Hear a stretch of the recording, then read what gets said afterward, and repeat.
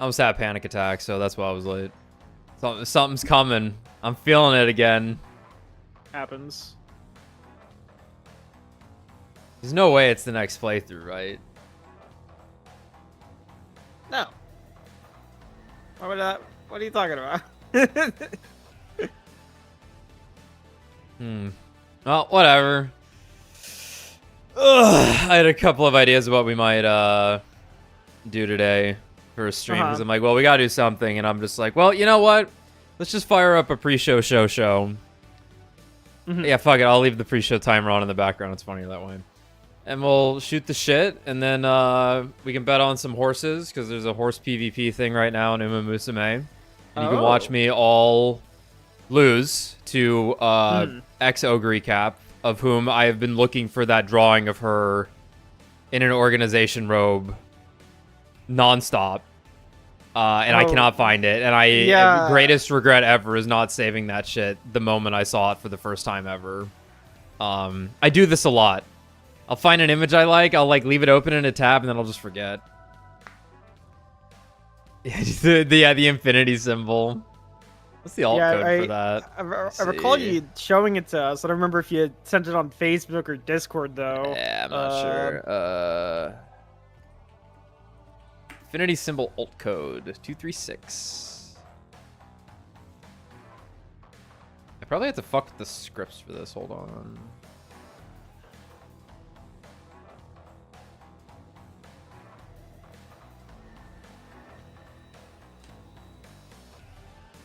All right, cool.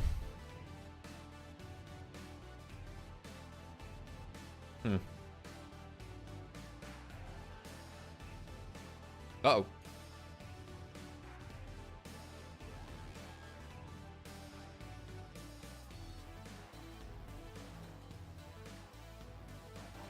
This is the good timer. Wait, hold up. So I have to use two separate timers because it won't just let me do a bunch. 10 minutes. Advance of a timer. I'll just do that. Actually, yeah. Alt 236, I said? Yeah.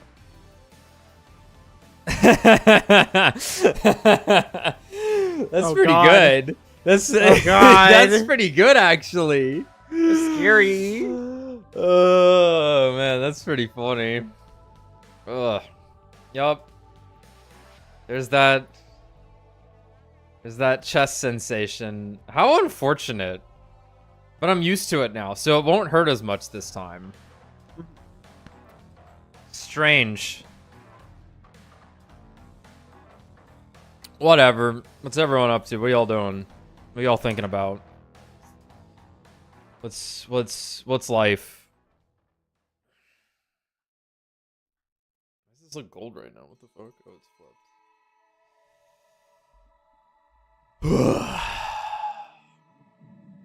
Let me read.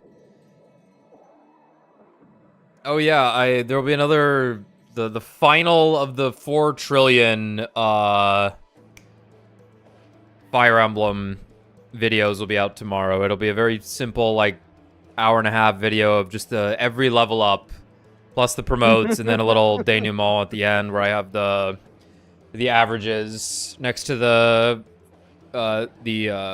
average splits in comparison to what the final level ups ended up being.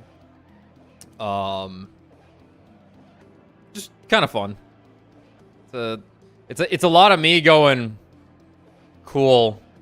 After every character levels up after a certain point. But the funniest one is that, like, Priscilla, like, averaged, like, 4.5 stats leveling up per level. Which is really high. And we just never talked about it because she's just our fucking healer. But then, wait, like, cause we talked about maybe like classing you into a mage, but then we didn't end up doing it. We got her into a Valkyrie, yeah. Oh, we should was Valkyrie, okay. Yeah, all of our final units did promote. She did her fucking job, man. She was the silent MVP of that playthrough, realistically. Yeah, that's... Though the funny part is that Canis was actually, like, on par with what he should be, even though it felt like he totally wasn't. It felt like he was falling out of his mind. Here's a fun little thing.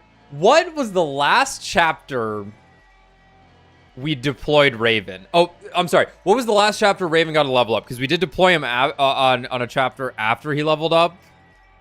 But... I didn't finish the highlight video. It was like... It's still like 30 minutes left to watch, but in my mind, I brought him to the final battle, so I'm fucking looking for him, and I can't find him. And I'm like, wait, where's his final level up? Where is this? And then I was like...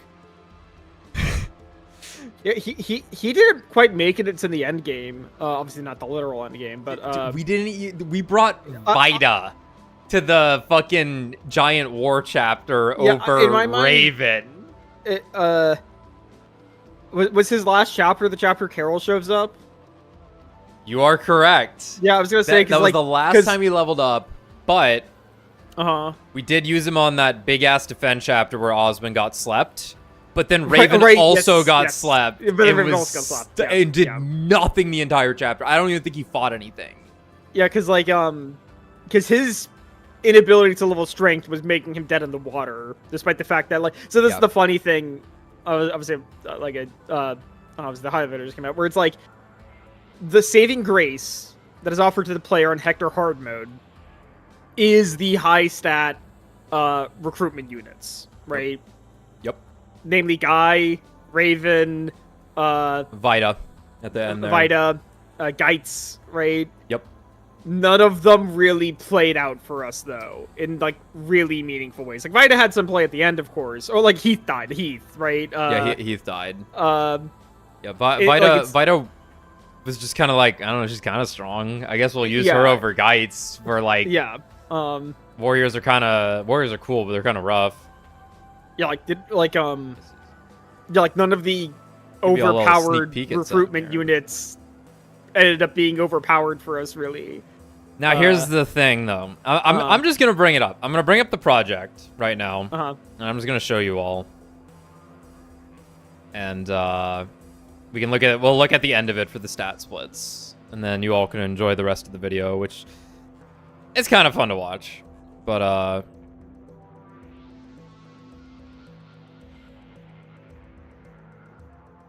how do I want to bring this up? Probably like this. Okay, well, I don't need chat right there right now. So here's Adobe Premiere.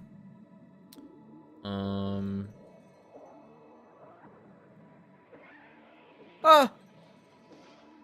it go? Hold up.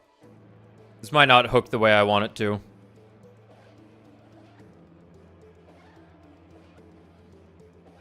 Oh, yeah, that looks real good. Yeah, this is what... Yeah, so it's not hooking the program panel here. It's just duplicating the effects window on the left here. You should be able to see what's actually on the timeline up in the top right here. I'd have to share my screen for that, which I guess I can do. It's not like a huge deal. Let me just close out of some stuff. I don't really have anything. I close that. You might hear some weird shit.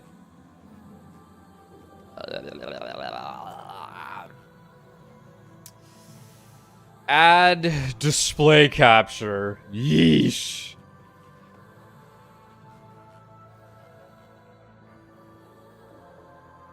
This thing's gonna pop up immediately, and you're all gonna see what my OBS looks like, and it's gonna be a nightmare, just so you know. Let me see if there's anything, like, spoiling stuff for you. No, there's not. Yo, the Infinity! Yo, look at that! Pre-show Infinity. Let's see everything forever. That actually looks super cool. Whoops. I highlighted you guys. Because that's what OBS looks like. If you all didn't know, that's where you're all at. You're typically in my other monitor, though. That's kind of fun, though, that I can... Whee! Okay. So now, does that show up properly? Here, let me move this over here. You see it now? Yeah, you guys can see it now. I think Tom. I see OBS. Okay. Yeah. 1 sec. Let me just pause the audio.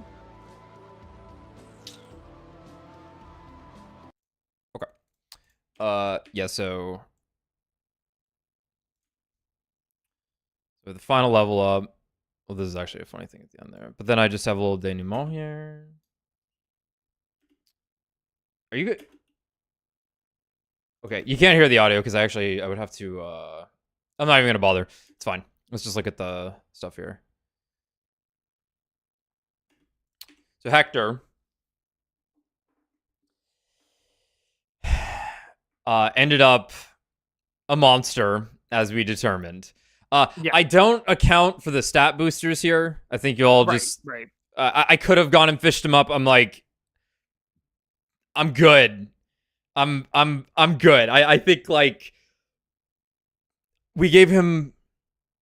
What, a skill book? Yeah. And a speed wings? I think. Because we definitely gave him the boots, ultimately, yeah. Yeah, we gave him the boots also. But I think that was it. I think we gave him a speed wing and a secret book. Yeah. So then we didn't give him the constitution increase because we gave that to Ray. No, he doesn't need it. Yeah, so I don't have every character on here because just any character that had like a story through it, even if we didn't deploy them by the end. I do put, given the AFIS drops here. But oh, Elliewood. Oh, my fearsome king, my Marquess. That res stat went crazy, honestly. Yeah, no, his res stat went fucking crazy, and he capped speed. What a beast! What a oh wait, hold on, let me do this. Somehow he ended up a monster. So we effectively had a level 30 Lyn in a weird way. She ended up with good strength. But the crazy thing is that her speed differential was worse than Elliewood's skill differential to the averages. Yeah. Her nuts. And we gave her the fucking Draco shield, I think, too. And her HP is going to be really high because we did give her her HP would be high anyway. It's 7 HP. Oh, 7 HP from the... Yeah, so she actually did have good HP growths there anyway, on top of that. So, Lyn ended up being really weird. Was that defense? Yeah. Okay. Yeah. Yeah, I think the, like I had looked, and it was like pound for pound, Guy is just better than Lyn, at least on Hector hard mode. Because, like, he basically just gets, like, he outstats her in pretty much everything but speed, but, like, but like he's only just a little bit behind her on speed in terms of growths, and it's like, but it doesn't matter because he has higher con because he's a man. Yeah, and then the real nail in the head, or however you say that, through the coffin into the head. Yeah, is the fact that when he promotes, he gets the innate 30 crit rate or whatever the fuck it is. He gets samurai. 15, I think, from becoming a sword master. Lyn does not get crit rate when she becomes a blade lord. She gets a bow. She gets a bow. It's like, oof. It's kind of cool. But yeah, oof. Her res stat went crazy though, which is kind of sick. No, you can get a blank level up. CJ, I'm glad you asked that. There is something to note about this playthrough. Nobody hit a dud level up. We're nothing leveled at all, which is actually insane. Because typically in a playthrough, you're getting a dud. And it's probably coming from Marcus or one of the pre-promotes. We were close.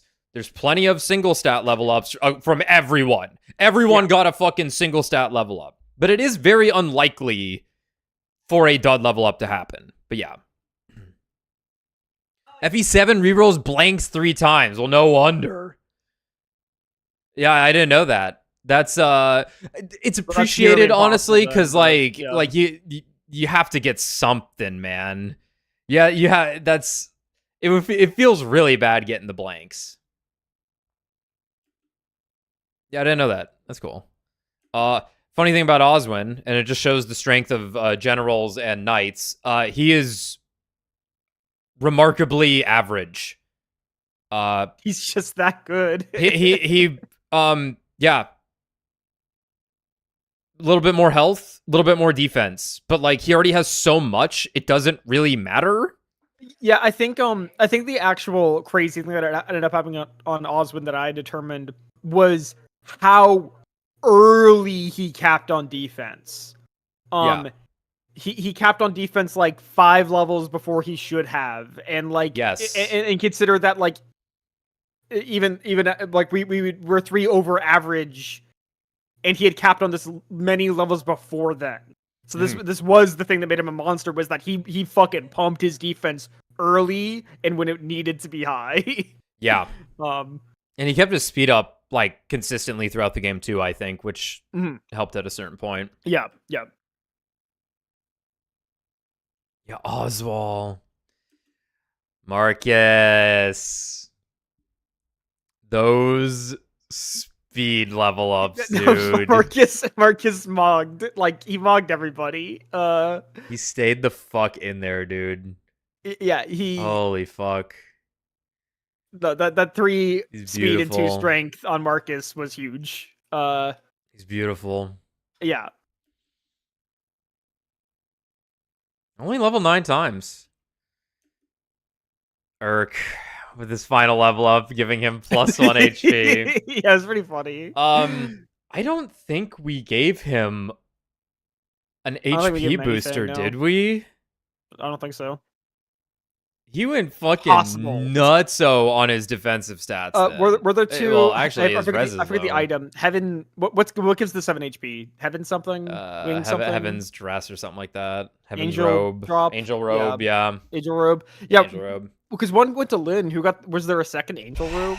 Yes, I think it went to Canis.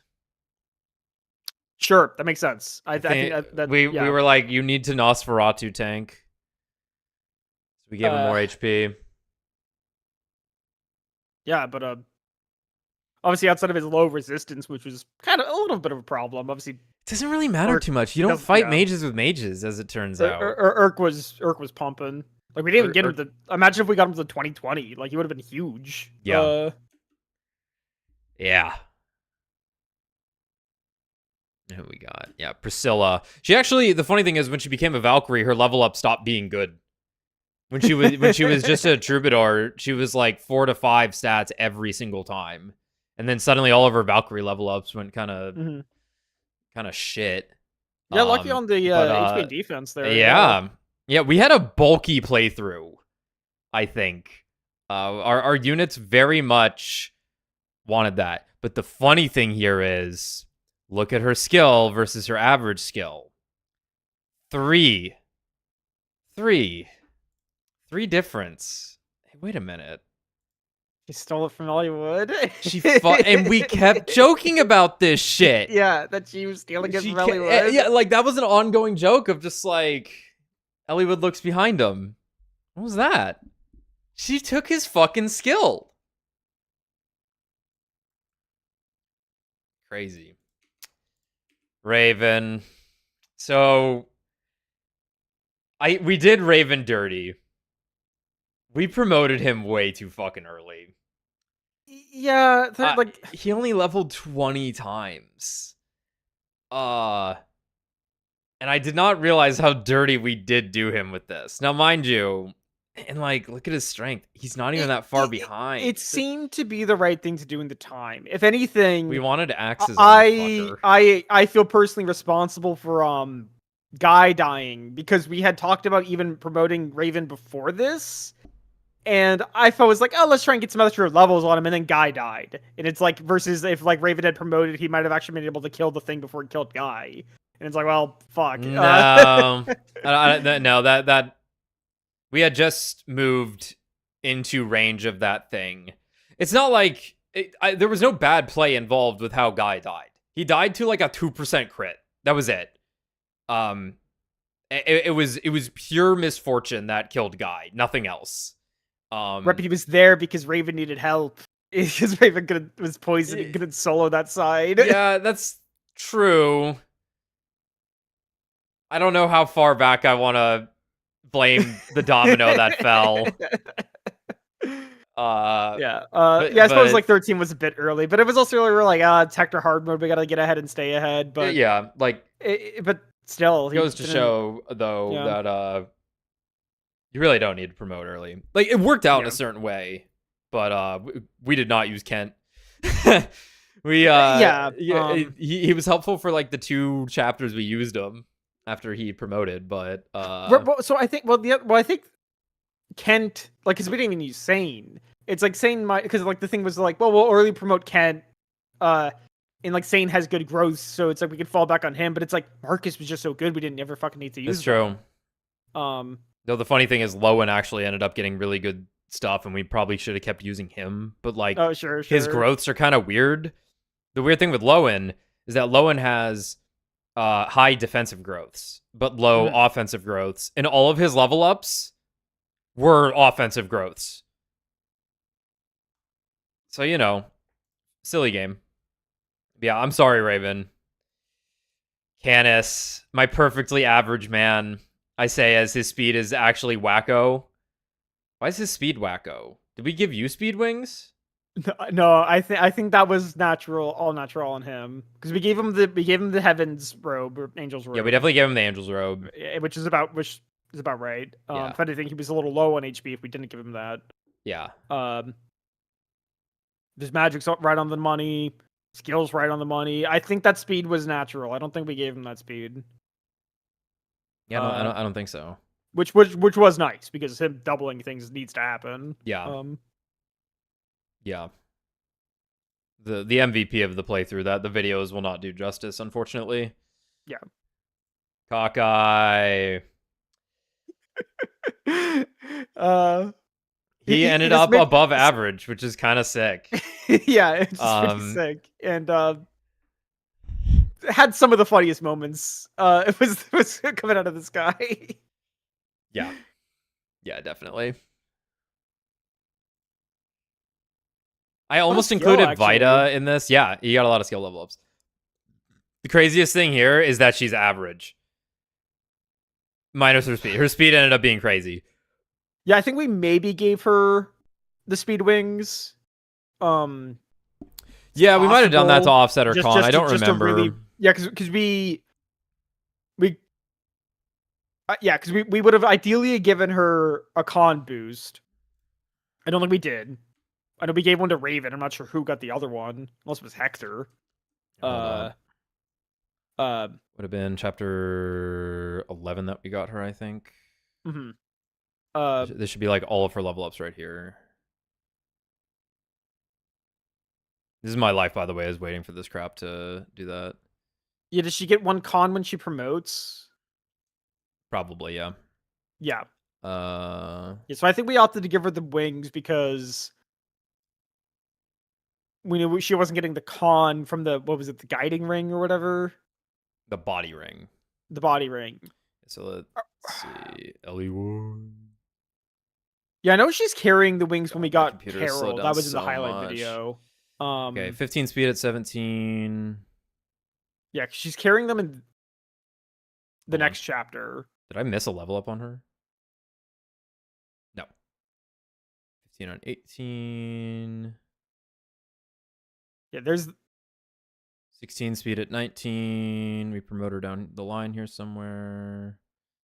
16 at 20. Promote happens. No speed. It's got to load the next video. That's why it's taking forever. That's really funny. I think goes from episode 12 to 14 because there was a whole stream where I can't count the level ups because of Battle Before Dawn.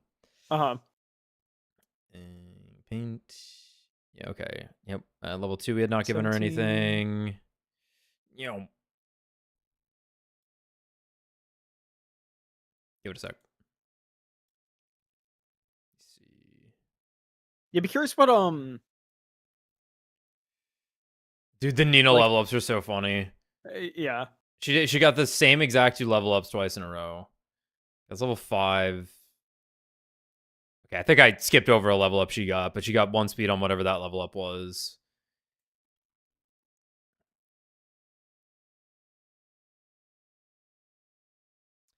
Yeah, looks like we gave her speed wings then. Because that's 20 speed. Yeah. And... Yeah, yeah. she's at so we gave her 5. Yeah, so we gave her the speed wings. Because we wanted her to be able to do stuff. That's fair. Did we fumble one of the body rings, or did we give it to somebody else? We can check. It will tell like us. I said, for sure we gave one to Raven because we wanted him to be able to double things with the axes or something. Yeah, let's think here. It would have been Raven or a female character, probably. Yeah. Nope.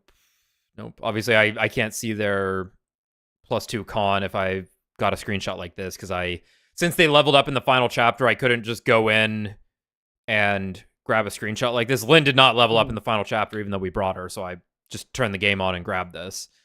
Marcus wouldn't have gotten one, or definitely didn't get one. You wouldn't have gotten one. Obviously, he got one.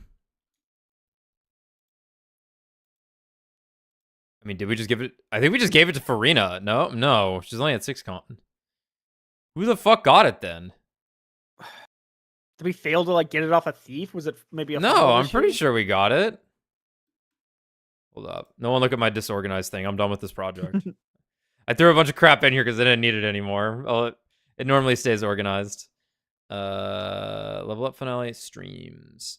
We would have gotten the body ring on chapter 16, I think.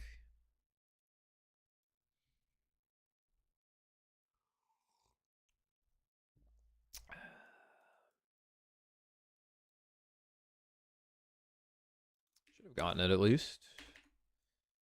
Sorry, let me turn the music back on. I don't know why it's...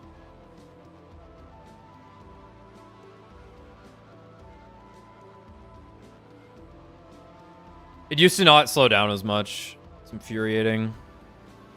Yeah, so Vita would have already gotten the body ring at this point. And then I think we do like a big ass...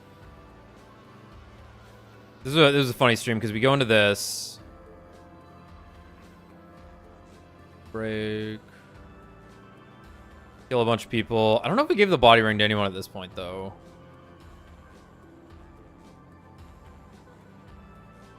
Oh god, I'd probably have to sit through all this because not only are we like looking through our gear right now. It's just I'm just trying to think of who else we would have fucking given it to. Unless it was Hector, because we wanted him to be.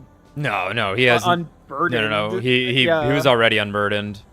If I was gonna menu it, it probably would have been during this massive menu that I did. We didn't give it to Lynn, but that doesn't sound right. But thanks, Venomous. Yes, thank you, man. Yeah, never had to have glasses myself, but that day is coming. I used to wear them. My parents basically lost their distance vision in their 30s. Hey, hold up. Where are my glasses?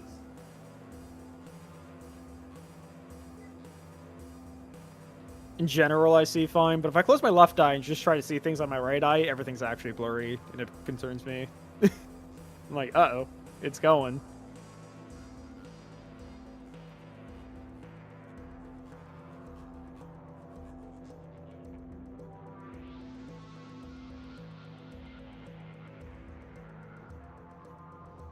Hold up.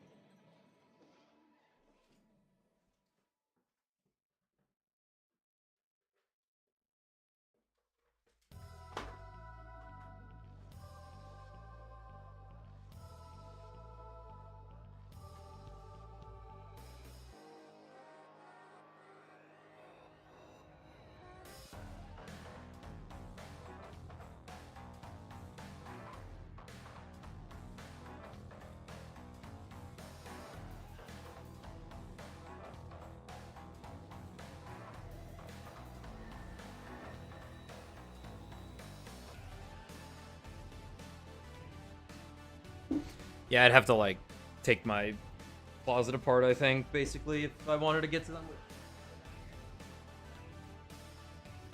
I used to wear them because I have a stigmatism in my right eye, but I just kind of got used to it. Let me change the song. Yeah, until the VOD Alex starts moving on his own. Yeah, I should have just pressed play as I walked away. Dude, look how long it takes for it to fucking start up. It's so ass. My fucking computer is dying, dude. I was gonna say, I'd be curious what the like actual meta. Yo, Undertale man. Hector hard mode. AFA's drop recommendation is like obviously I'm sure it's like, you know, it's ultimately it's pretty minor, so it's like, you know, don't like it's not.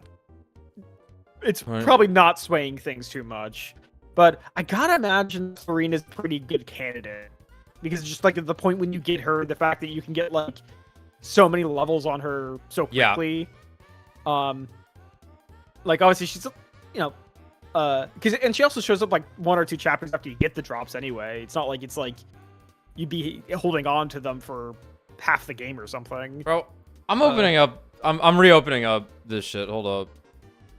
Hold on. You all don't need to see all this for a moment.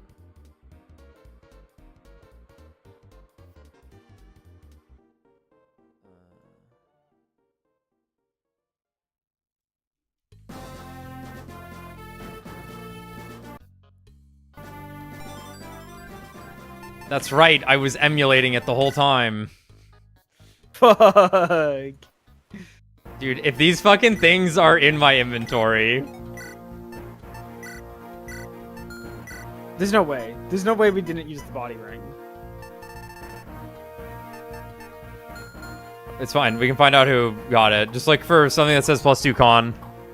Yeah. We did give it to Farina. It just didn't show. Okay, that makes sense. Okay. That makes sense. That makes sense. Like, yeah, I thought it did. I thought it would have shown in the the level up screen. Wait, unless she does have 4 and it is showing it to us. Is that what it's saying? No, that's not how it works. It gives you the plus. It shows you the base plus the addition. +2. She had 8. Okay. Yeah. Oh, okay. Then I guess. Because like when you give him the boots, it's like, hey, here you go. Okay. Obviously that's Armad's right there. Good God. Yeah, because I was gonna say there's no way we didn't give it to Farina. She was the most deserving and needing of it. Yeah, it doesn't show you it on the other stuff. Okay. Yeah, it's little sneak peek at that. I suppose we didn't look at. Oh no, we got Pent. Yeah, like he. Pretty average. 5 times. Yeah. Yeah. Late game pre-promote, nothing too crazy.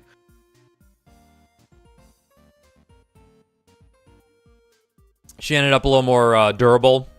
Mm-hmm. So she was actually above average. Yeah, actually that's pretty nice. And lastly, this something about that is nice.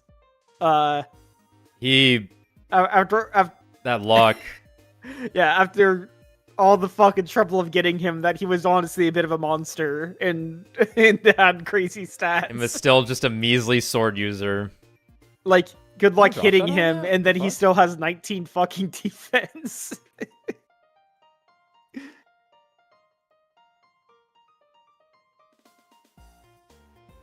Why don't these two have drop shadows?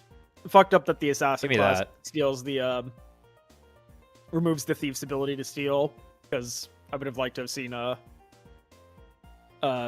Galt assassin. Yeah, it's true. It's true. Alright, yeah. I just the video's basically done. I just gotta I'm gonna do like one more pass at it. Just make sure all the edits are fine and that I didn't miss any levels. Even if I did, I think it's fine, and then I'll post that shit tomorrow. Also, as you all may have gathered, I am going to put out like one short for every organization data fight. Because why not? Because why not?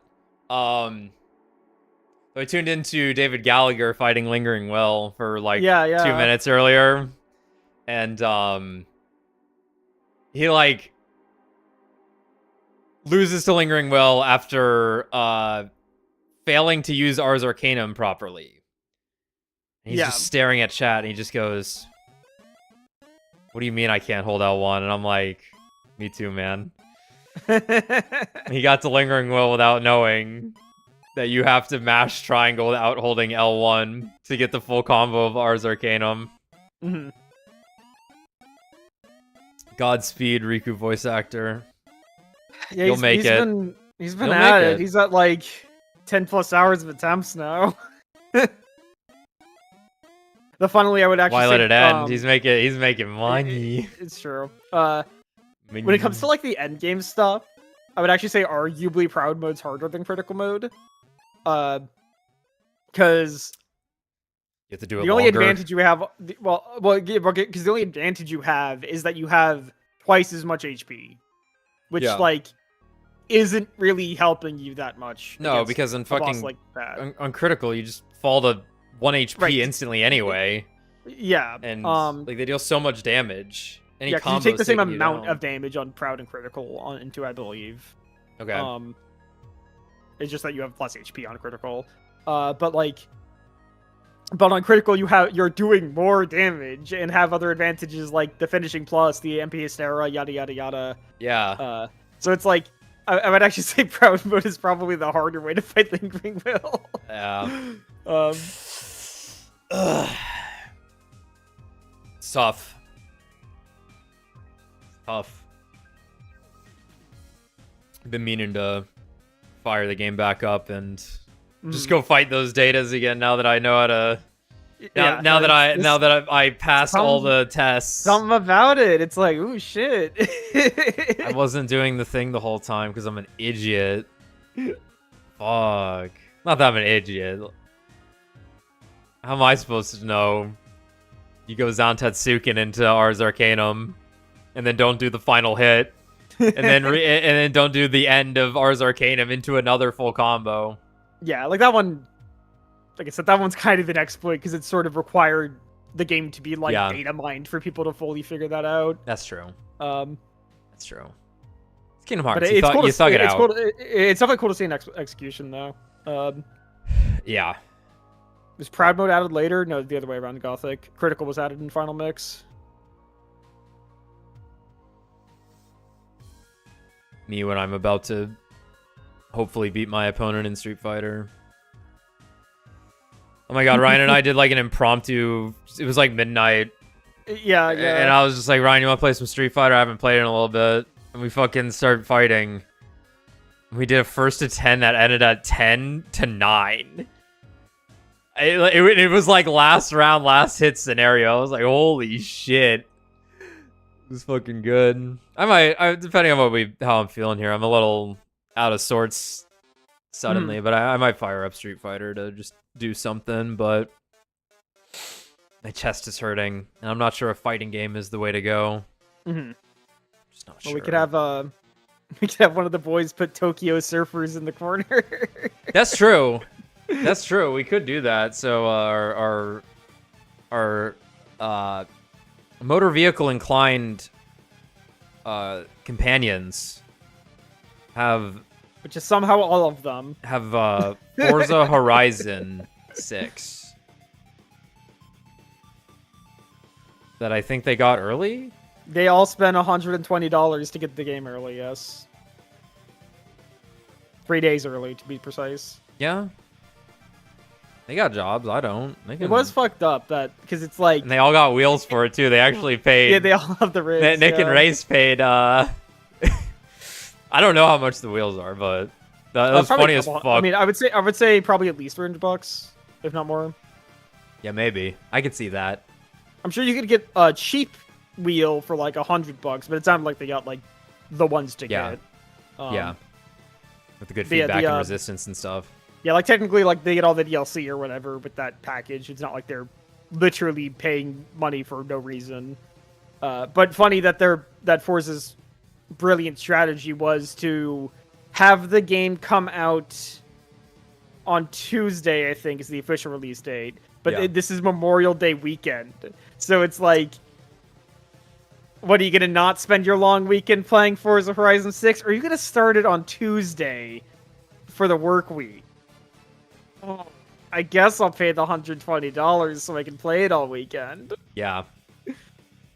It's honestly brilliant. It's a reasonable hustle. It's a reasonable hustle. And then what are you gonna do? Oh, 92 on Metacritic. Oh, fuck. Fuck. Oh Race my! Japan. It's in Japan. I saw the scramble. I mean, it looks cool. Like, I'd consider getting it, but I don't want to. I'm sure I would have a. I guess I do technically have a wheel. Good time. Yeah, just use the flight stick. Yeah, it's the. But it's like, yeah, I'm not sure if that one's like more or so for flight simulator stuff, because that's what I got it for, and then never used it.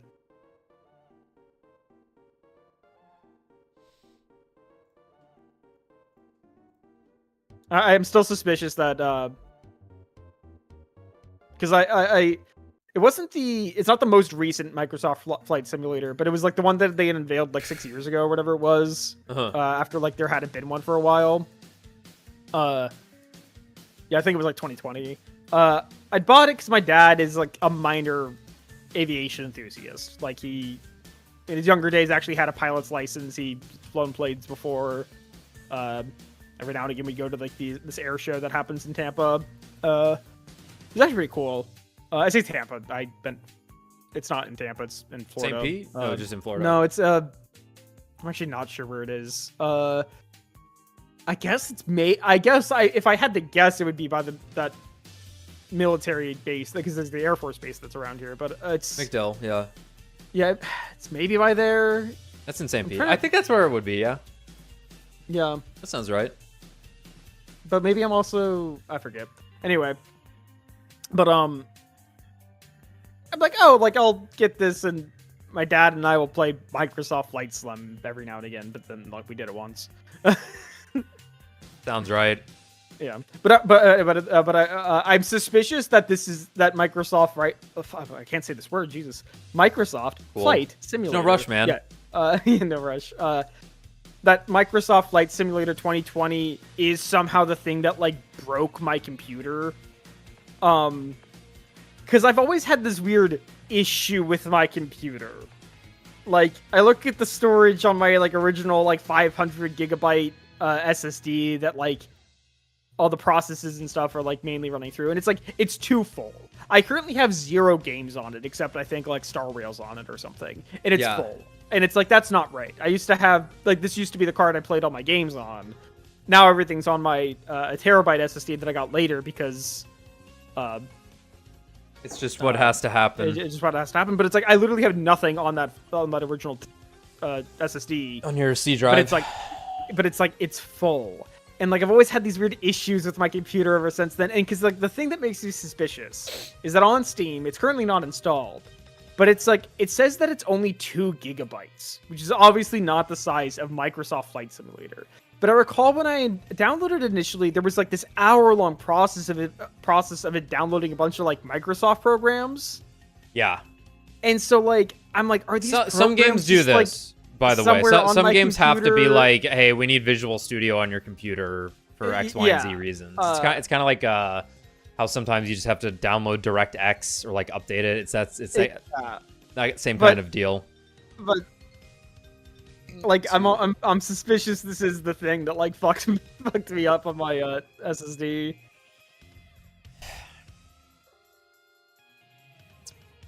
I'm not an expert. I'm not an expert. As far as I know, like if it was on an HDD, I'd be like, yeah, maybe, because like there's a more physical process at play.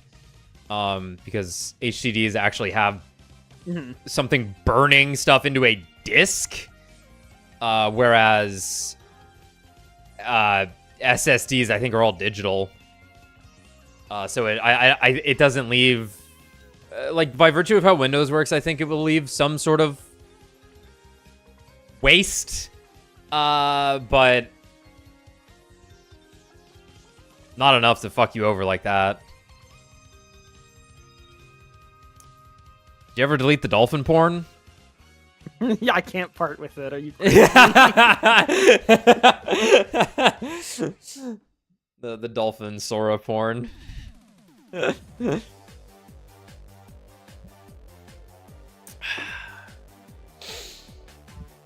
Yeah, 0 games. You could fit an entire PS5 library on there. That's never thought of it that way. The ever-shrinking list of PS5 exclusives.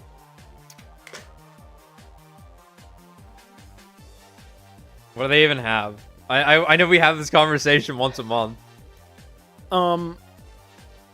Astrobot, okay, boy. Yeah, there are 24 games that are PS5 exclusives. Demon Souls. They have Astrobot. Mm-hmm. Just gonna say things I know. Some Dead or Alive. I don't know what that is. Demon Souls. I don't know what Code Violet is. Ghost of Yotei. For now. Unless they did say that one's never coming to PC. They announced the God of War Remake Trilogy. I guess that'll be PS5 exclusive for a bit, but like those games came to Steam. I think they said they are getting rid of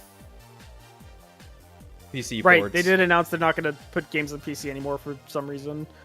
Yeah, Marvel's Wolverine, I guess will be a PS5 exclusive. I'm good. Soros is a PS5 exclusive currently. Yeah, that's right. A Silent Hill game called The Short Message. This isn't even for TCMO. Unless I'm thinking of something else. That's all that I actually know by just looking at this list. Okay. And that's not a particularly good list in my opinion of things I just listed. No, like, no, it's not. They've had some reasonably good timed exclusives. You know, like obviously things like games I would have wanted to have potentially gotten a PS5 for would have been things like FF16, 7 Rebirth, Death Stranding 2. But they eventually all came to Steam, so they don't actually, yeah. They all weren't worth it. And they all, yeah. Oh, painful. I enjoyed my time streaming them, but yeah. I always enjoy my time streaming something. Marker.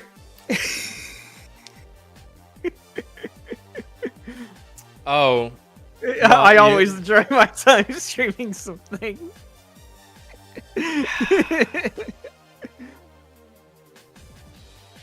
We'll see. We'll see. I'll make it fun for me. I have methods. Yeah, I think the only, like...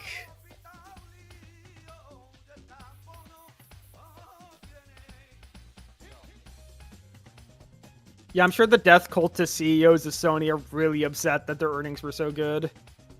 They're like, why isn't it working? We're trying to destroy capitalism by creating a company that loses so much money, everyone on Earth goes into debt. However, what do you mean our earnings report is 6 times up than expected?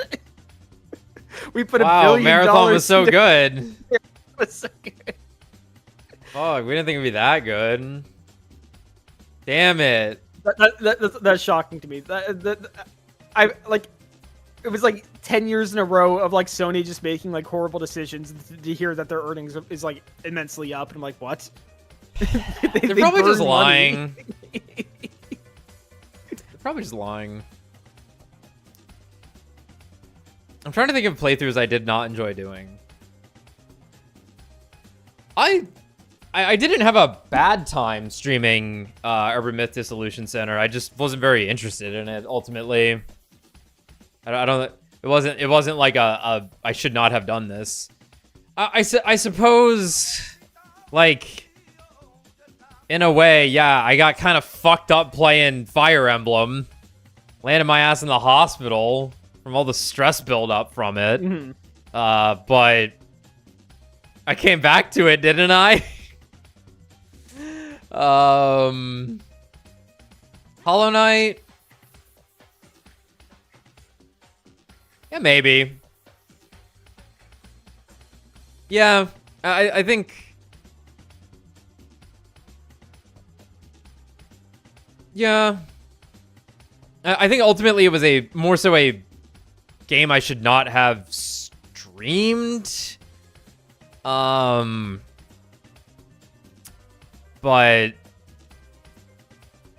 I would have enjoyed it more if I didn't stream it, I think. But I mean, there's some decent moments in there. Tommy and I were working it like we always do.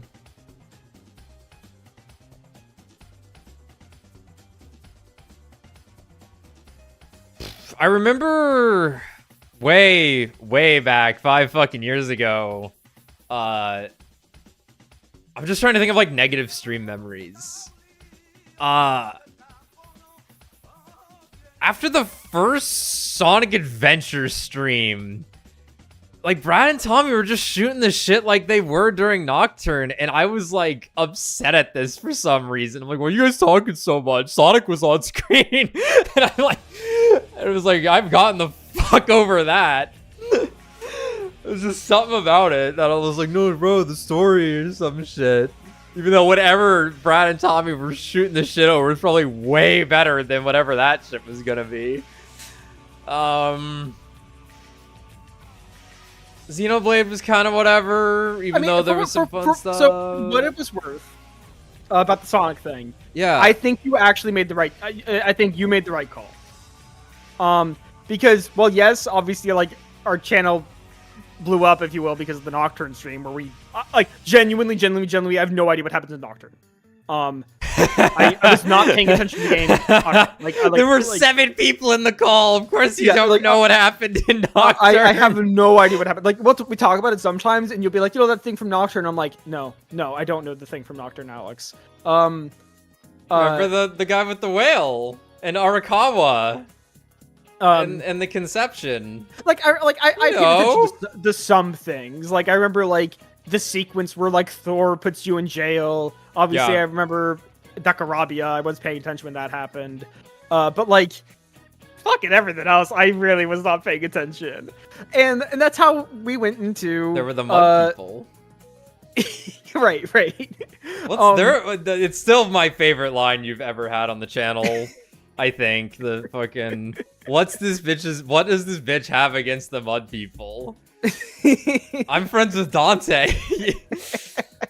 But like no, like literally, I was like, we were just sitting in Discord while you were streaming a game, and I was looking at things on the internet and then talking about them. I was like, yo, this person's right. Like, the sexuality of Scooby-Doo is in question. Let's talk about that. But then it's like, and we did the same thing for Sonic Adventure, right? And again, you know, I was kind of paying attention. I saw Chaos a couple times. I'm like, oh yeah, that bird's in a robot or something. Whatever. Yeah. You got all you needed, apparently. That's the takeaway. But I do think you being like, if we're going to do this, we should be respectful of the games we're playing going forward. And I personally, I took that to heart. I'm like, okay, yeah. Because it's like, and because that is how we played the rest of these games, is that we are playing the games, not just like farting around. Well, I love shooting the shit sometimes. If there's a moment to shoot the shit, shoot it. Fire away. If I'm collecting some shit in Kingdom Hearts and Matt and Leo want to talk about a gorilla who kept asking for an orange, I don't need to commentate over picking up a bunch of fucking slides in the jungle world.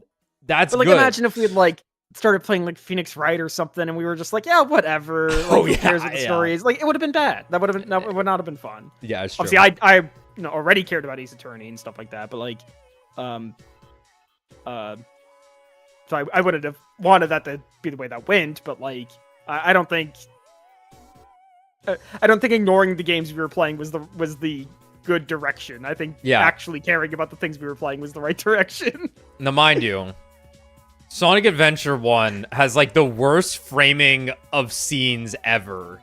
Everything in that game is so erratic and weird with how it presents shit that it can be a little hard to tell when it's happening. Whereas like when we went and played SA2 right afterwards and got a video flag for terrorism, because Eggman said he was gonna piss all over the world or some shit.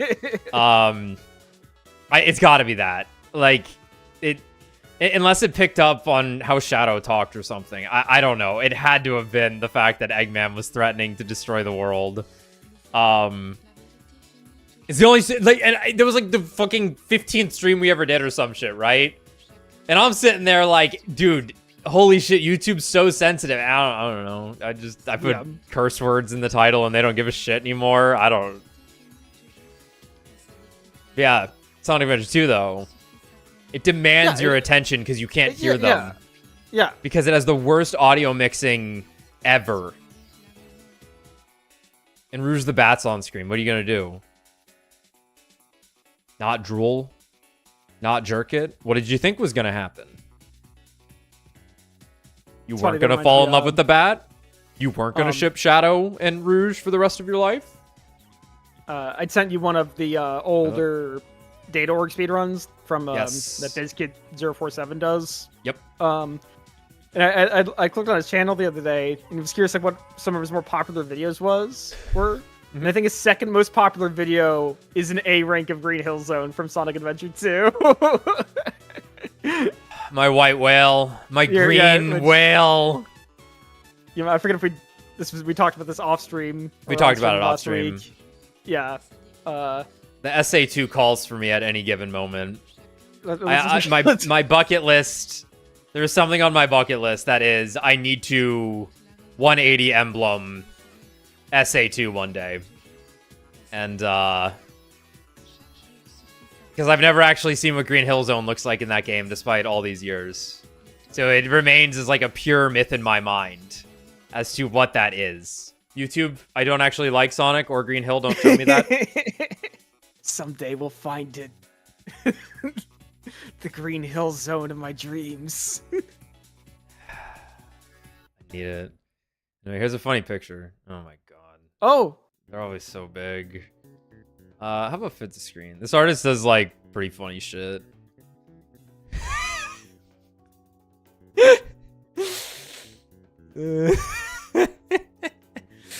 No. Just letting you know. Like, and he's going somewhere. Like, he's got shit to do, but he also needs to let her know. That's very important to me. Never forget where you all come from and what matters to you all. Love that essay, too. It's good stuff. Those evergreen hills. Yes. Yes. It is fucked up how Rouge gets two romantic interests in that game. Like, she deserves it. Like, I should have been the third. It's fucked up I'm not. But, like, it is kind of crazy.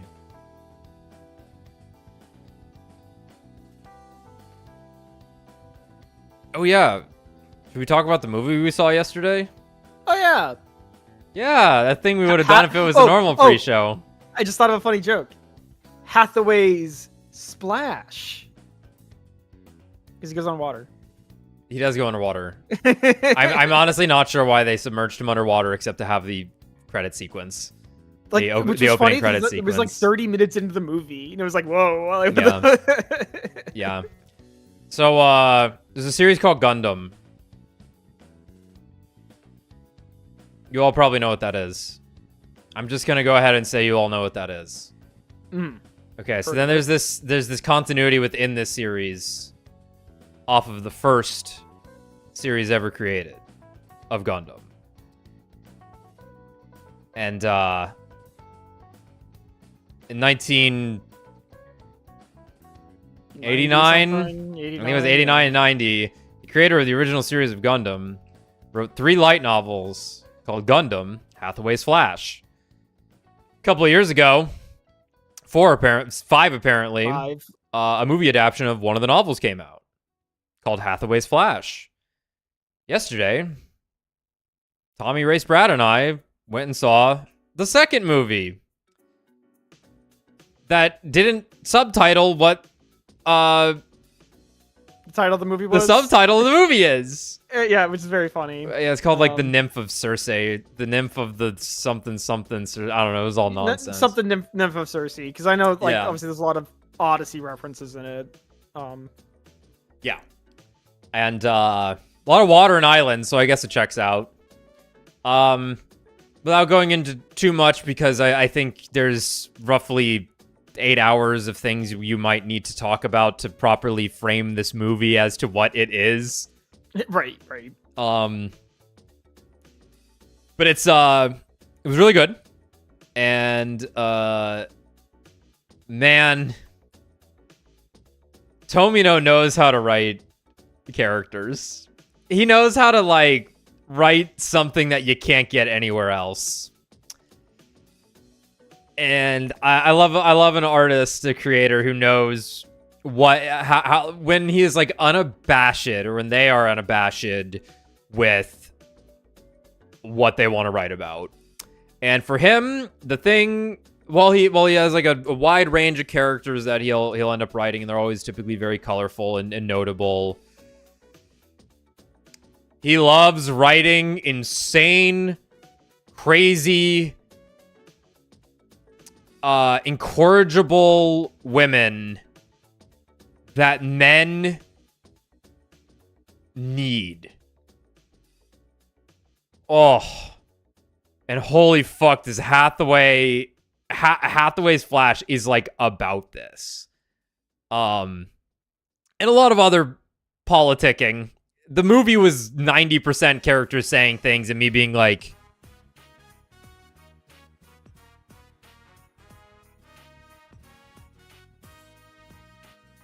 that was my face the whole movie. Yeah, that was definitely because we saw it in Japanese. Like, I imagine it'd be a lot just easier to follow if we saw it dubbed. Just little easier to follow, probably. Yeah. Yeah. But fun movie, light on the mechs, but when the mechs did show up, they're actually like super fucking cool, because like the main robot in the movie is fucking like absurdly powerful. It just has like this, like in Gundam, there's a lot of talk of like how the mechanics of the actual robots, and one of the things about the original Gundam series is that the Gundam is actually like way better than all the other robots, hence its ability to turn the war in the favor of the Federation. Haven't talked about it too much on the channel, probably mentioned it once or twice. Tommy and I watched the movie adaptation, the 3 movies of the original series, because it was just the easiest way to do it if like a bunch of us were going to watch it all at once. I really love the original series. Like that could probably end up in like maybe a top 20 kind of deal. Not like top 10 or anything, but like I really, really love the ending of the third movie in particular is solid. It's fucking amazing. Like it's good throughout. It's cool. You see what it is. It's kind of just like a Monster of the Week show initially because they wanted to sell toys and stuff. But like clearly there's strong vision with what Tomino wanted to do. And the end like explodes into something amazing. And that continues into Hathaway's Flash with like when the new type shit starts popping off, I love it. That is what I love. And there's some really good stuff in this movie with that at the end that was like, you know, your eyes pop out of your head. And you're like, oh, yes. Yes, men want 4 things. Trauma, war, robot, woman. Yeah, Tomino gets it. Yeah, no, Tomino does get it. And it's funny because I love the new type stuff as well. I think it's really cool. But I remember I read a quote by Tomino once that legitimately made me start sobbing. Which was the reason why. And I guess kind of spoilers for Gundam, but whatever. Yeah, if you don't want to hear anything about one of the most like storied series ever, there's a lot to Gundam. You'd have to watch the original series. I've been meaning to watch Zeta forever now, and I'll probably start it soon. Yeah, like I've been meaning to watch Zeta, Double Zeta, and then at some Charge point Counterattack. Charge Counterattack. Yeah, it's all to watch Turn A. Actually, and I kind of just want to watch Turn A, where he talks about the fact that Turn A Gundam doesn't actually have like new type stuff in it. Like none of the characters are new types in Turn A, despite it being like the end point of the UC. And it's like, well, why is that? Whoa! Sorry, look at this.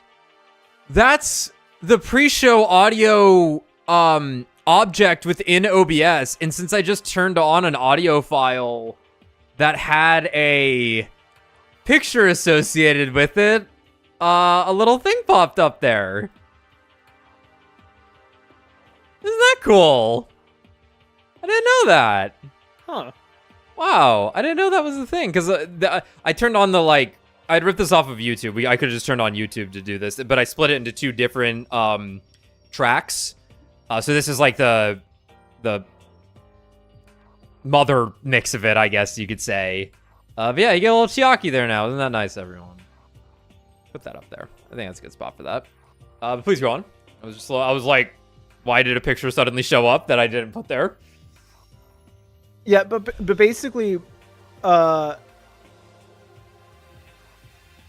why Tomino did not write new types into Turn A? Was the fact that, so like the 90s happened in Japan, and like Japan was going through a little bit of an economic crisis during the 90s, because they had their crazy post World War II economic miracle, but then like went through kind of a rough time during the 90s, and there was this big like leftist socialist movement, like a progressive movement happening in Japan at the time, and like as sort of a counter culture to the like economic crisis or whatever, but that ultimately failed as a movement. It didn't go anywhere, right? Like Japan is a fairly conservative place, but ultimately they didn't like social change did not occur, and this kind of depressed Tomino, where he became really jaded on the idea that like progressive systems could actually make meaningful change in society. Yeah. And that was his basis for the new types. Is this right? Because he was like kind of like because you can like see because obviously like new types are very have a very like almost 60s 70s hippie vibe to them with the love and connection space magic type shit. It's magic space empathy. Yeah. It is the ability to... It is beyond communication is the idea of a new type. Don't worry about the part where it also makes you an insane mecha pilot.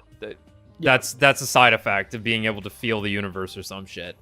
But because it's like because like in America during Vietnam, right? Like there was like I just said, like the peace hippie movement, a very very like we will know each other on a deep, intimate level, make love, not war, which is kind of like a similar thing with the new types, where it's like, if we just all could just know each other and love each other, we wouldn't have to become gun boy freedom fighters. Yeah. Which is what Gundam stands for. Whoa. Oh, fuck. I'm piloting a weapon in the shape of a human until I become a weapon in the shape of a human. Fuck. Wow. I know writers who use subtext, and they're brilliant. I love them. But yeah, so then for Turn A, he doesn't have any because of he became disillusioned. He became disillusioned with the idea of leftist social politics, basically. That is sad. Which, yeah. That is very sad. Yet I hear Turn A is the best.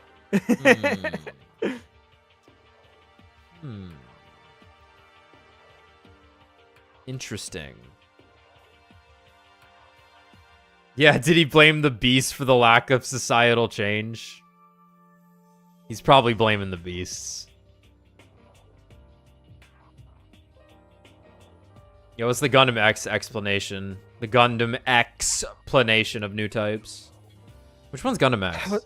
I don't know. Is that the CG movie or was that Igloo? I have no idea what this is. After War Gundam X. It's a full-ass TV series.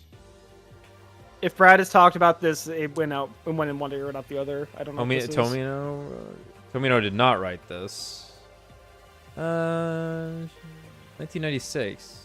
That's a weird time. Anyway, slot. Gundam this was Seed right sucks, after. I don't think anyone's gonna. Well, you would be surprised. I would be surprised. I don't think we have Philistines in chat right now.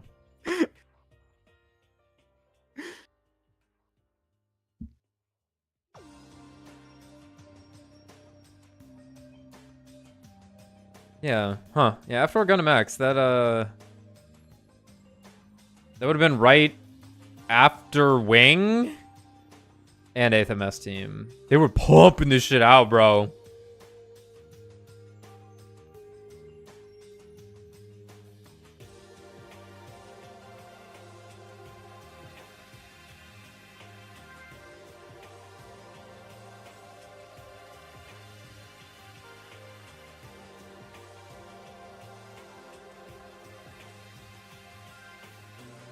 Cool.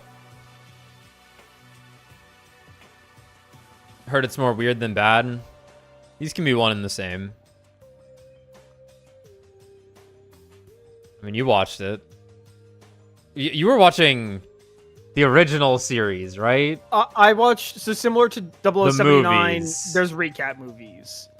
So I'm sure, like, I missed some context. But, like, I'm just watching it like, this is just a worse version of 0079. Right, right. Like, and the bizarre thing is that, like, the final movie's, like, it's, like, really similar to the final movie of 0079. And it's like, huh? Like, you had zero originality? Yeah, but it's just a worse version of 0079.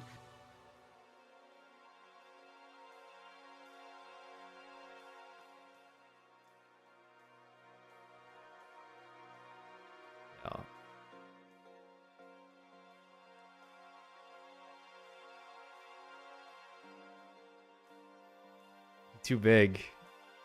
Too big for you goddamn Chiaki. Kenna, which one are you? I can't click on anything on this fucking screen anymore. You can't, like, click through anything. Make it a little tiny, yeah, like, I imagine if you saw Seed first, you would maybe like it more. But, like, I don't know, it's hard to, like, it's hard for me to like it, having already seen what I consider to be, like, good, concise Gundam that, like, it captures what the main core themes are. Yeah. Like, Thunderbolt's great, in my opinion. Yeah, Thunderbolt's cool. I do like the Origin a lot, also. I knew you weren't too hot on it. It was alright. I'm not a fan of... Let's extrapolate on the thing that's actually good. Because it's the popular, famous thing. Like, on virtue of that, I have a distaste for it. It was fine, though. The last two movies were weak, from what I remember. The first two, I think, were good, though. Sure, I'll agree with that. When I think of the Origin, I think of the scenes with who's the guy that pilots the Gok, the blue thing, or whatever it's called. Oh, you mean Rainbow Ral out of character? Yeah, like, I like those scenes. Yeah, those are good scenes. But that's not who he is. He was... They had to put a good guy in the movie, and they're like, he's famous.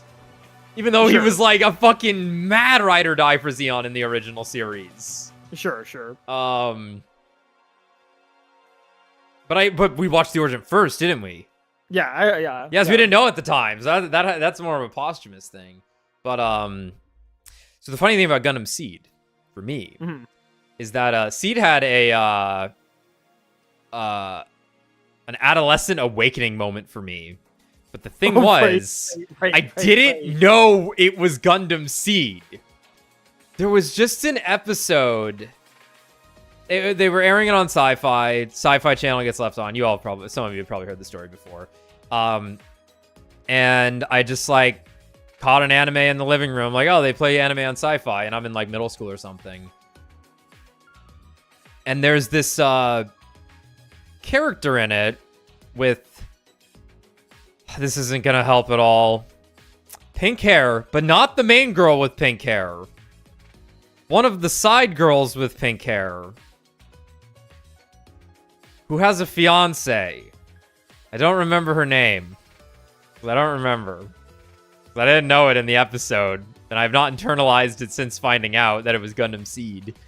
But I'm watching this episode, and I'm like... Is she cheating on her, like, fiance or something? There was, like, a love triangle thing going on. And I was like, wait, what? Anime can do what? And it was just, like, this really dramatic, like... spicy event in a show that I had seen nothing of. Like, she was like cheating on a guy while her actual boyfriend went and fought off in space, and I was like, and for years I could never figure out what fucking show it was. Mm-hmm. And I had kept searching and searching for this scene, and then one day it was just like, Alex, I think it has to be this particular character from Gundam Seed. And Gundam Seed always got away because there's a famous sex scene, and I always describe it as like, I think there was like, you know, a sex scene or something going on, but they had to like cut it out of the sci-fi show because there was like this lingering shot on the door and like the whole tone of the episode and everything. And there was a sex scene between the main guy and female lead at some point in the series, I think. What's the main character's name? Yamato Kira? That sounds right. Oh, fuck. And Lachesis. Klein. I don't know. You've seen it! I know, but I've put no thought into it. Like, I watched it and was like, this was worse than 79. Basically never ruminated on it. Yeah. Through the flashback. What is it? Kaleidoscope, Rubik's Cube, Tetris. Yeah, you went and played Tetris. I got the fucking names right. Oh my god. But also, CJ, thanks, Moses. What's the matter? You don't like P-Wed on your meat pies? It's heresy. Flay Alster is the character in question. Yeah, Flay. Yeah. Ooh, she's a baddie though. Yeehaw!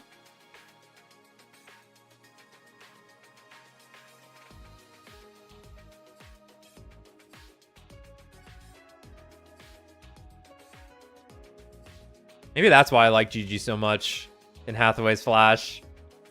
Because Alster kind of, Flay kind of fills that role, doesn't she? She's causing problems. She's not like...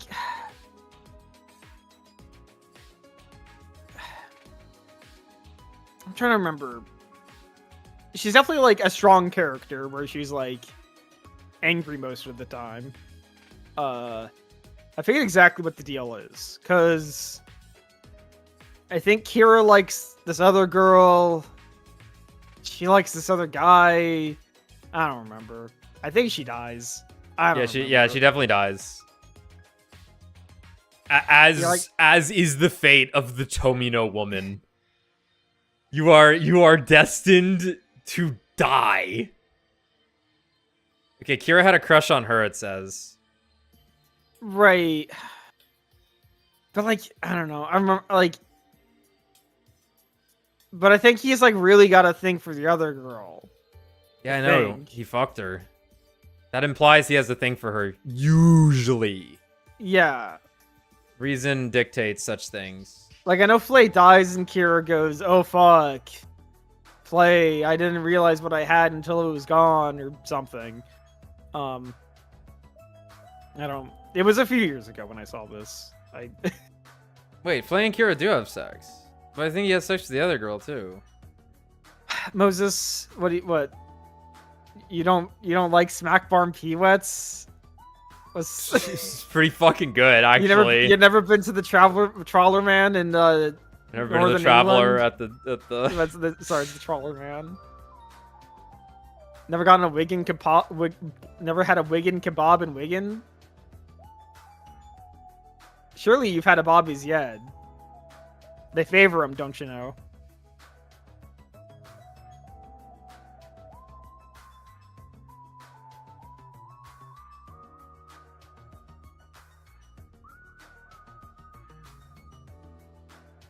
Like, just watch this video and come back.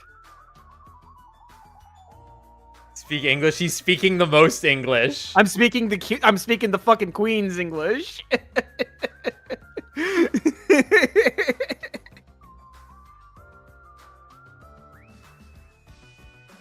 I suppose it's the King's English now. That's never gonna catch on. No, it's not. It's like 3 guys are in line though, because even if Charles dies, his son and none of them will live as long as Queen Elizabeth. No, it's not. It's not happening. She's the longest reigning monarch in history. I think. She became queen at 16 or something crazy like that. Yeah, she was queen for basically 80 years. Because what is it? Is Harry the oldest, or is that the younger brother? Harry's the younger one. William's the older one. William's, yeah, because William's oldest child's a boy. So we're looking at least like 50 to 100 years of it's the king of England. Unless we kill them in Minecraft. Us? Well, anyone but us. Yeah, anyone but us. Yeah, okay. Listen, my most watched YouTube channel is probably a British or 2 British chefs, and I like those. They actually changed the law when Kate, is that William's wife? Or is You're that asking the wrong guy. You gotta ask me characters from anime I've never seen if you want names.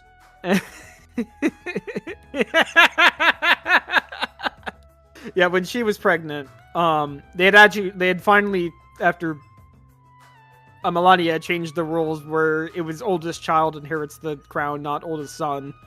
But they had a boy anyway, so it hasn't yet to been come up. They ever changed that in Japan? I know that the current emperor that might only has a daughter.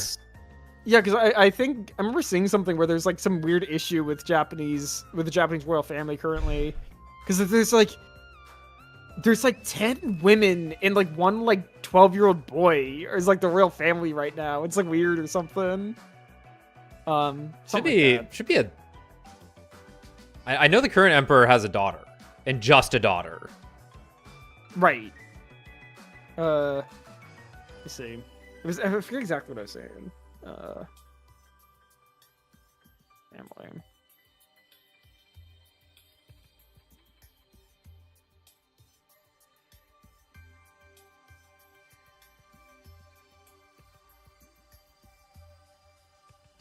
Will you do that? I'm gonna use the bathroom real quick.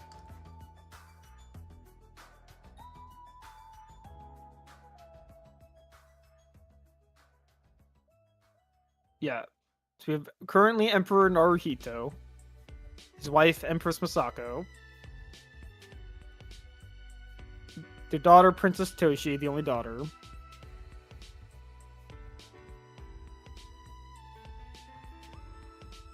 Oh! I didn't realize the previous emperor was still alive. I thought he passed away. He actually just resigned. That's interesting. I didn't know that.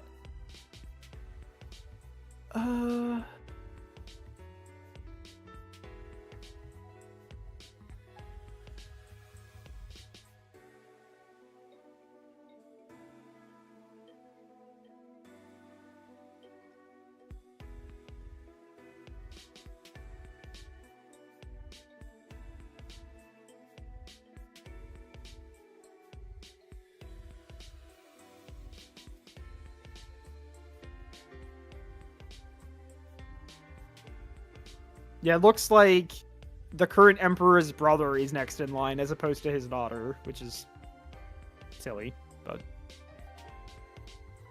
obviously doesn't fucking matter, but it's interesting.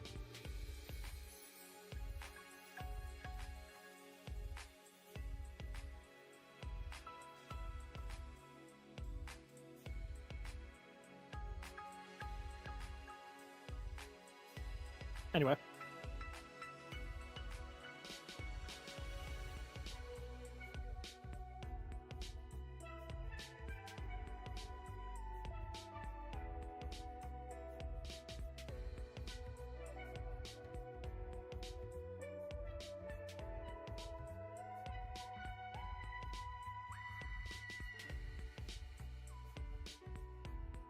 So I'm catching up on chat. I was reading about Japanese royal succession. I don't know what song was playing 4 minutes ago, but this is Beautiful Ruin from 2, I think. It's currently playing.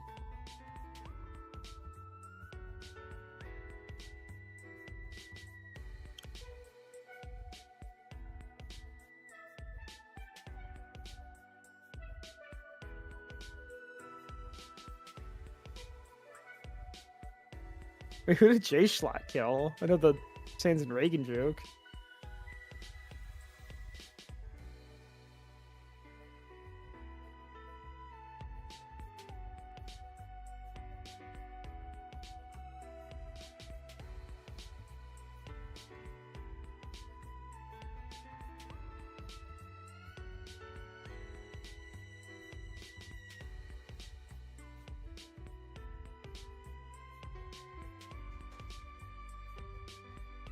No, the Smack Farm Peewet is fucking delicious. You don't know what you're talking about. It's only like 60 pence too. Whatever the hell that is. How much Hainer? yeah, how much Hainer is it? How much Hainer is that?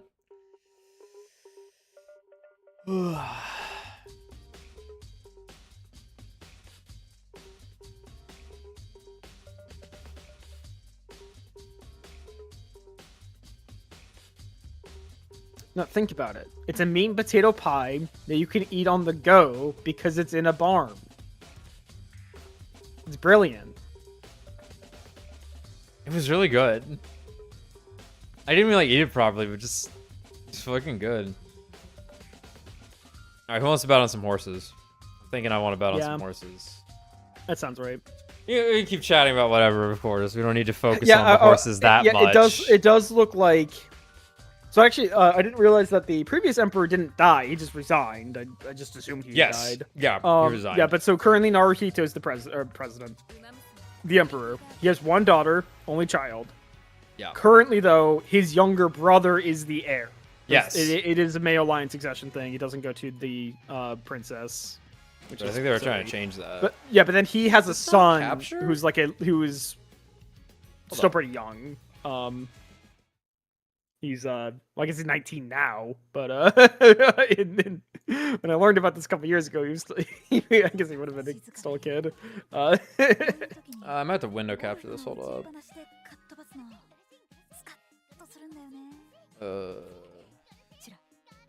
This fucking gold chip song drives me insane.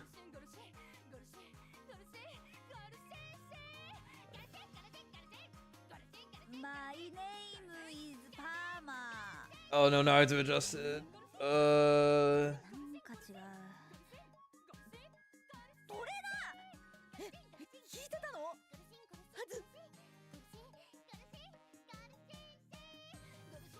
What I have to do, I have to like lean all the way over in my monitor. There's probably an easier way to do it, but and we'll put this right here. All right. What do y'all know about horses? I have a career I need to finish. Yeah, let's do that. Oh, it's going so bad. It's going so bad. When was the last time did I only ever play Uma like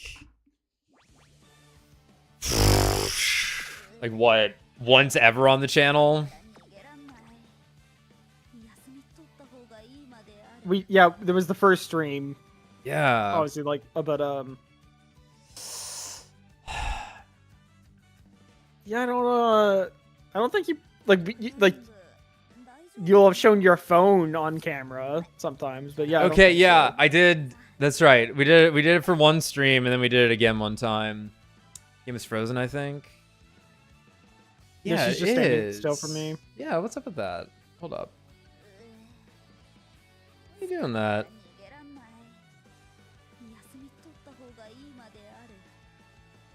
Her Japanese princess is named Kako.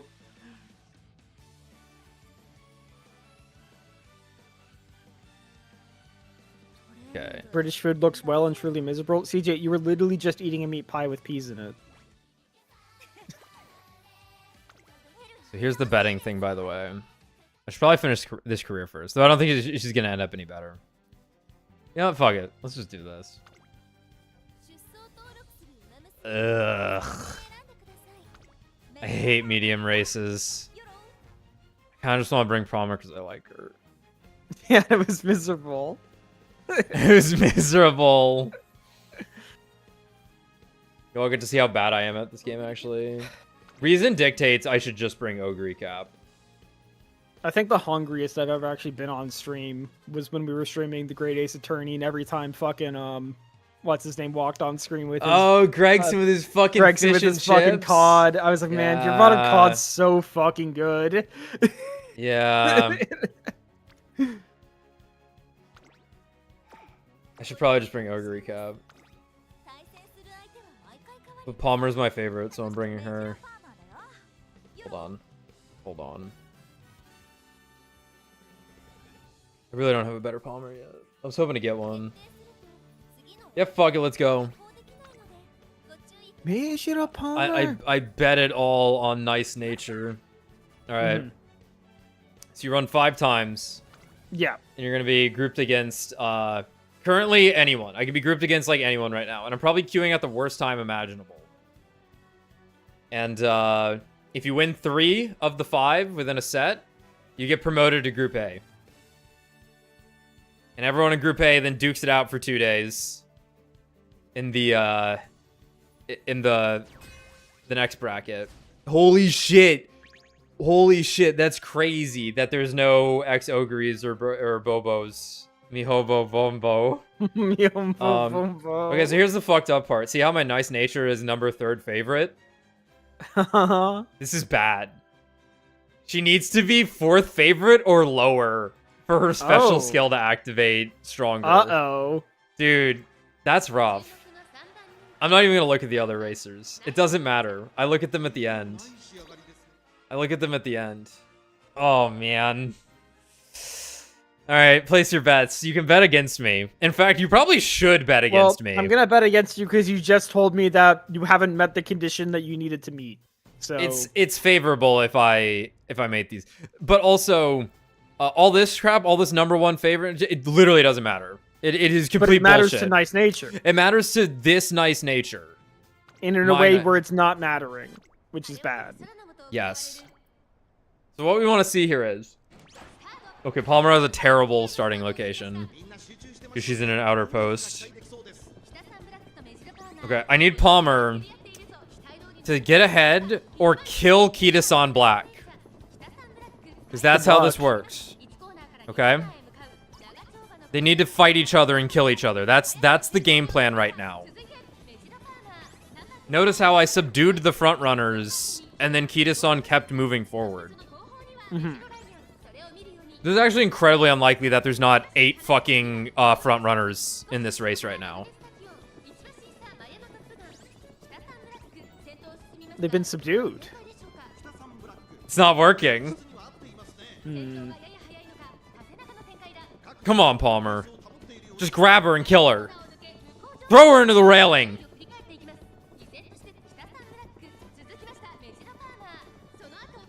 I don't have enough like mid-race skills for a lot of my dudes. I need nature to explode right now. This is the stupidest fucking ult animation. She might be able to get past her. Nature, I need you to explode. Explode.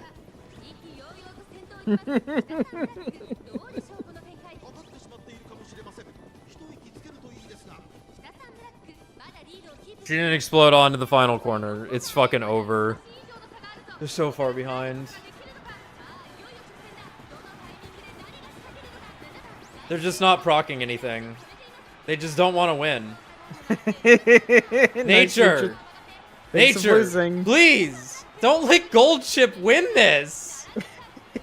Oh, it's just like they wrote it up every time. Nature literally procced nothing the entire race. She's the only character I've ever had win anything. Look, Gold Chip's gonna win. Ready? Okay, Ryan won. Yeah, proc no stopping me at the fucking finish line. Why don't you? That sucks. I need to swap out Maya now, but she has my debuffs. Unfortunately. Alright, time to see. Medium S difference. They treated it proc anything? You're cracked. Why didn't you proc anything? All right, that's fine. They're warming up. Everyone needs to warm up every now and then. I should just bring in my, like... I should have just brought Ogre Cap. That's all you should ever do. Now watch. Yeah, Summer Marozensky, Ogre, ex-Ogre, and, Chocolate Mihono Bourbon. Watch, here they come. Oh. Or Saiyan Sky. Is that the joke with Ogre 13? Is that it's ex-Ogre? Christmas. Yeah. Christmas Ogre. Okay. Right. Let's see what we're up against, actually. Those were... that was an UGG. Hey, these are my guys.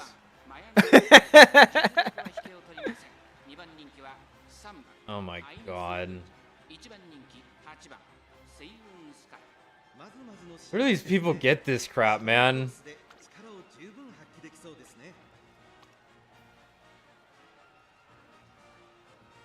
How fucking original. I hope my horse kills you. Alright, so this is what's gonna happen. This horse is just gonna win. And that's what's gonna happen. Ex-Ogre? Yeah, she's just gonna win. Okay. The likelihood of her winning is high. Alright, I'm putting $10 million on ex-Ogre then. Yeah, that's fair. You should. Okay, Palmer's at least in first bracket. But had a late start, even though... No, yep, look at Saiyan Sky. She's gonna be in the lead for the entire race. And my Palmer will probably not be able to kill her. Which is fair. I really should not be using Palmer, but I like her. So I'm gonna use her.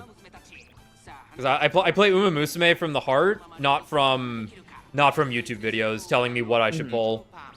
It's true. All these people that have ex-Ogre and Saiyan Sky don't actually like those characters.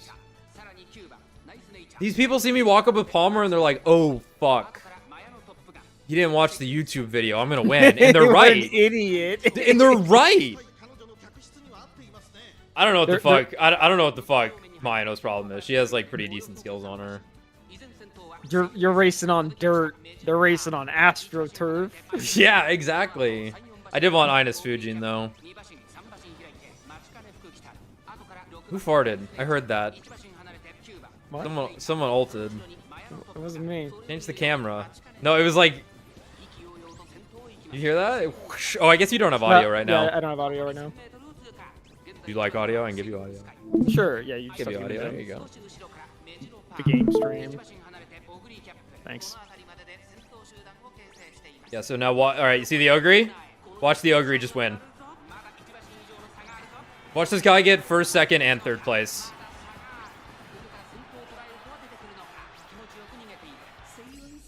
Okay, this is good.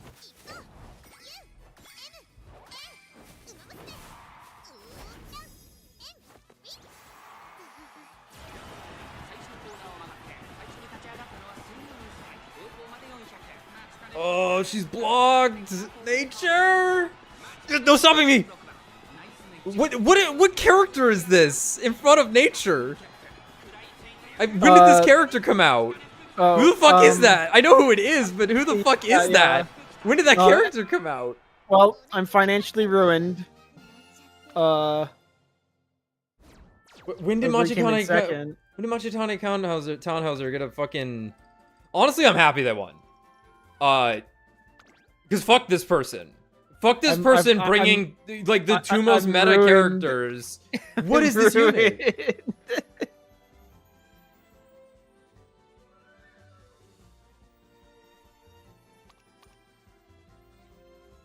This is my hero. This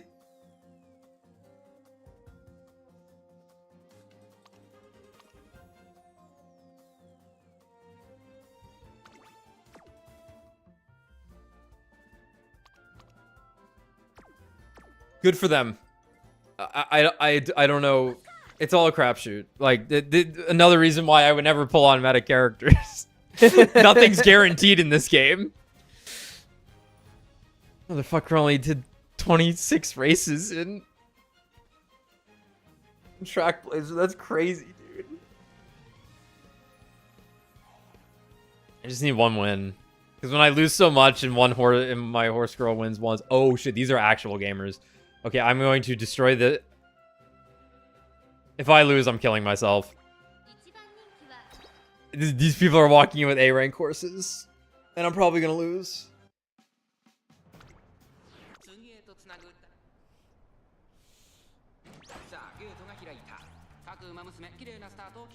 Like, Major Orion can just win races. It'll just happen for some reason.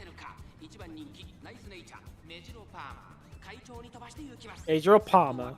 Major Palma. Speed this one up. In the event that I lose this, which is very possible. Oh my god, they're killing nature.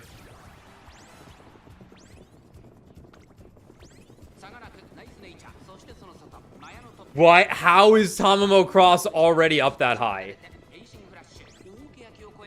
Uh-oh.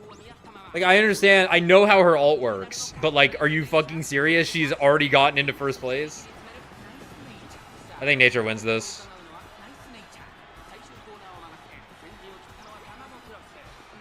I don't know. I really do not understand how this fucking game works. Like, it is a truly baffling game to me where it's just like, I have the same skills as everyone else, and then my nature is like way better stat-wise than all of these units, and she's just gonna lose because Tama, who knows why. White lightning difference, I guess. It's so sad. Yeah, like, okay, that was an SS rank. Redshift, moving past and beyond. Oh, yeah, no, that's fair. Skill's fucked up. This skill's fucked up. Medium S. Yeah, that's also... Alright, fair enough. You probably should have won that one.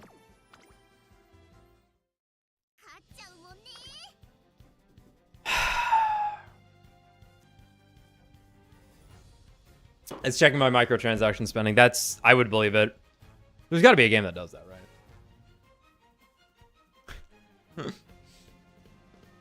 right? That's just like direct $ value to determine power level.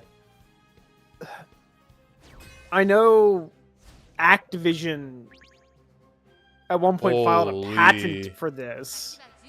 I don't know if it was ever proven to be like actually implemented into Call of Duty, but the patent was basically the idea that like if you bought cosmetics, you would have more favorable matchmaking. Yes, so, like, the matchmaking. Right. So it's like, you know, like rather than skill-based matchmaking, it's like you'd be matched against people who are worse than you, so you could beat them if you spent money, basically. The silver-based matchmaking, yes. Yeah. Yeah. I don't know if this ever actually happened in the Call of Duty game, but I think Activision filed the patent for it, basically.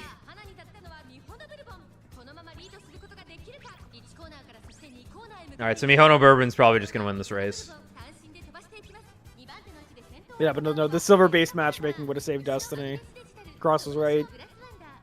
Cross is right. Maybe I'll figure out how this game works one day, and I'll know what actual skills to get. I have a vague idea. I largely know how to build front runners. I'm only losing on this because she's not built well. I got her like 2 days ago. I haven't had a chance to actually like take the time to get a decent one. Oh no, it's Gold Ship. Alright, next time I'm just gonna bring Gold Ship, Tamamo Cross, and Ogre Cap, and then just gain a 50% chance to just win. So it's funny seeing the 2 gold ships. It is funny. Okay.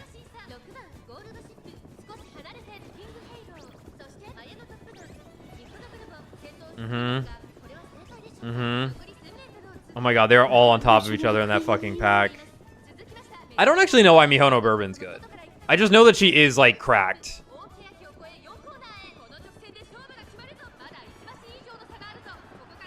there any relationship between Agnes Tachyon and Agnes Digital? Probably the same. How did she take over her? I don't understand this game! Okay, you've proc no stopping me. You're ulting.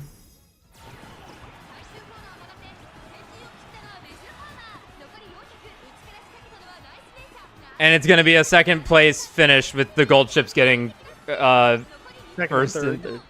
Yeah. Actually, oh no. Oh no. Agnes Digital. Okay, just do that every time from now on, Nature.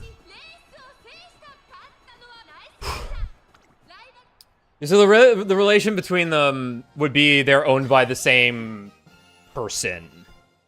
Yeah, generally if the names are similar, that's what it means. But like they probably never lived at the same time. I think Agnes Digital's still alive. So the funny thing is Agnes Digital is an American horse. Huh. But is the biggest otaku in the game. Let me see. IRL horse. Died in 2021. Ah. Born in 1997.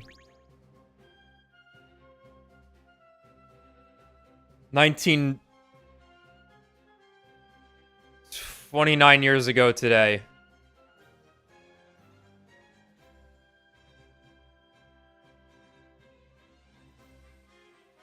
Interesting. Interesting. Interesting. I didn't even check what the horses were. Ah, fuck. Ida. The ogres are here. Yep, that horse was born May 15th, 1997. There's no other frontrunners though, right? This is good news. Oh god, the ogres. Why are they so powerful? I guess they're pace chasers in this case. Okay. I'm only speeding it up because the ogres are closing in. The ogres are closing in, and I want it to be over faster. No, it's because the front runners will fight each other, but in a situation like this, where there's only one front runner, nothing really changes for most of the race. I don't know, I must have not given Nature like any mid-game skills or something. Top Gun's in a good spot for once. Which one's yours? The one with the arrow on its head. Okay. The one in 9th place. Yeah. Gotcha. I literally do not understand why Ogre is so absurdly good. The character just like I know it's because she activates when you want her to activate is why she's good. You can tell her when to be good. Like actually? Yeah, there's skills so the way her ult works is that when she activates her third recovery skill, it just turns on. And there's a fucking skill in the game that is guaranteed to activate with 777 meters left. Ooh. And that's like typically when you want to start moving up. Yeah. Damn. It's brutal, man. That was bad. Yeah, because like, yeah, 777s. Like the stats are never anything crazy. This is a big deal though. The S medium. This basically tears up the character in a way. Yeah, like you don't even need anything crazy to do this either. The S medium matters quite a bit, and unfortunately, I don't have any. I'll never get it. It will not happen. Even though I play this game like nonstop. All right. Now we're gonna throw all reason and favoritism to the wind. And you know what? Auto select. Yeah, let's bring my gold city, who has. She's actually not bad.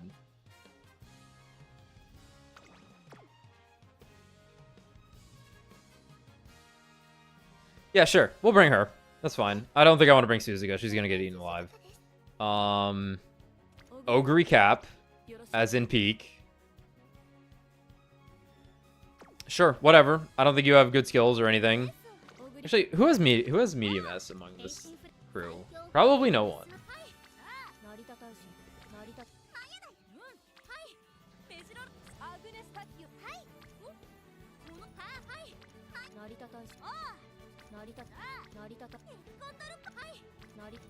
It's rough out here, man.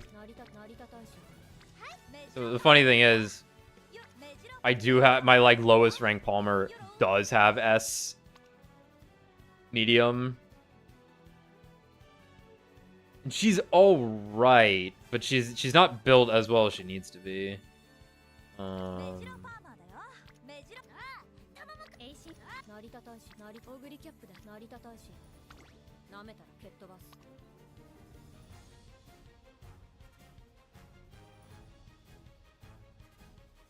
Sure. Sure. I doubt it, but sure. Ogre cap. Sure. Whatever.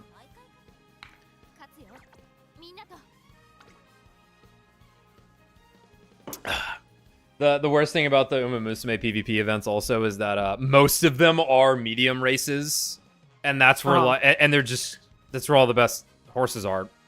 Those are like undeniably powerful ones, which in part is because there's more medium races.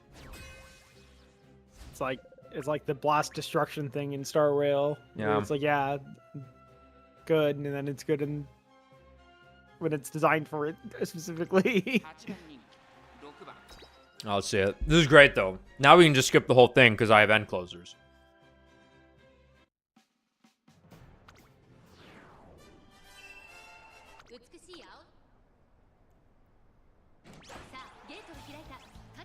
And we can just do it. Yeah, gun to my head, you couldn't get me to do gotcha PvP. Dude, I didn't want to do it for the longest time either. But I'm like, I love my horses too much. I gotta use them somewhere. Watch the X Ogre. There she comes. Here she comes. Proccing all trillion of her skills. Now my Ogre just dies for some reason.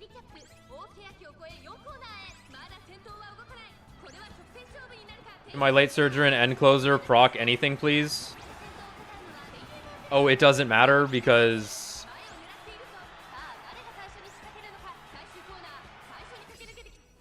Okay. Yeah, like you do get currency out of this. Actually, Mario's so angry. Nemesis. Nemesis.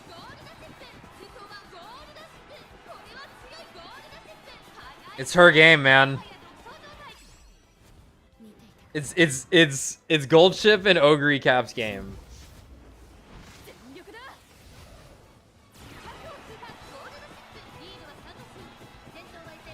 Please pull the camera back so I can watch this gold ship. Oh no, it's just how it goes. Ugh. It's just how it goes, man. Like Gold Ship's ult's like super fucked up. And it's level 6 also. Yeah, like Uma stand, tail health high. I'm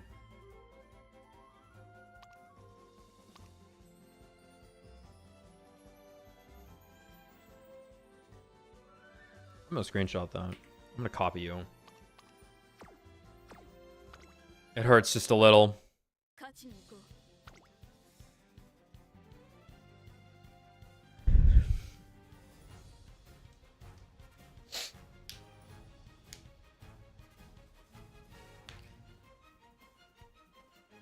Look at him.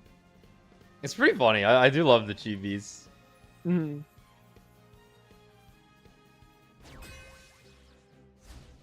Okay. Okay, we got some honest gaming going on here. It's an A rank horse.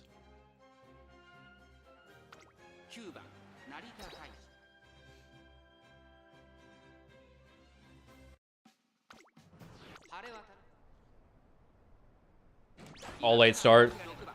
Skip to the end. Taishin might be able to win this.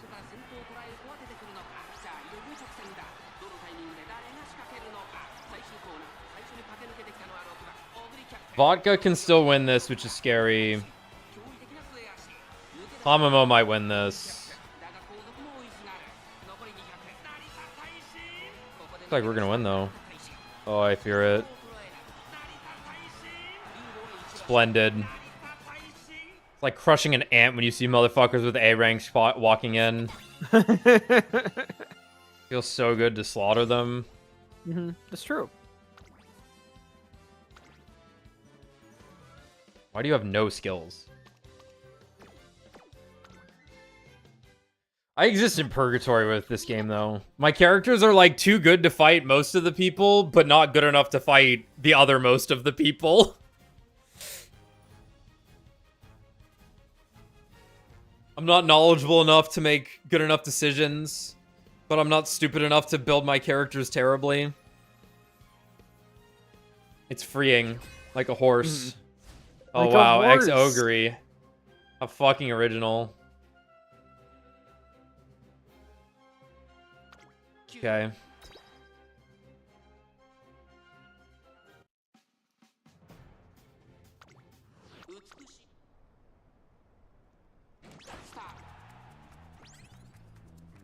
It's over.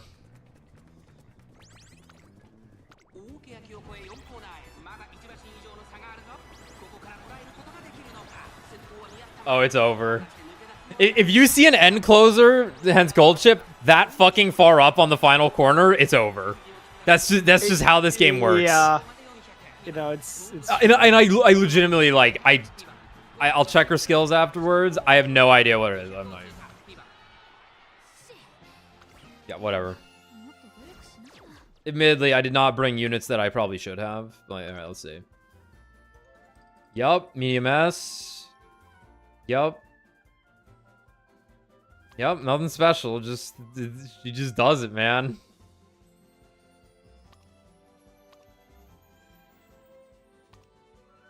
It's actually like a crazy lucky run then to have that much power.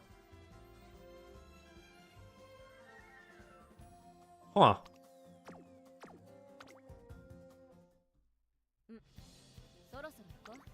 Don't worry, we just win the next two, get thrown into Group A, and put through the blender. Right. Just it's happened every CM since I like really started playing the game. Is I would like miraculously win 3 races in a row and then become the little krill that the whales suck up.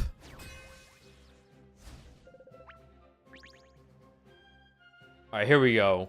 3 ogre caps. Not ex-ogre, just regular ogre, but I do want to check.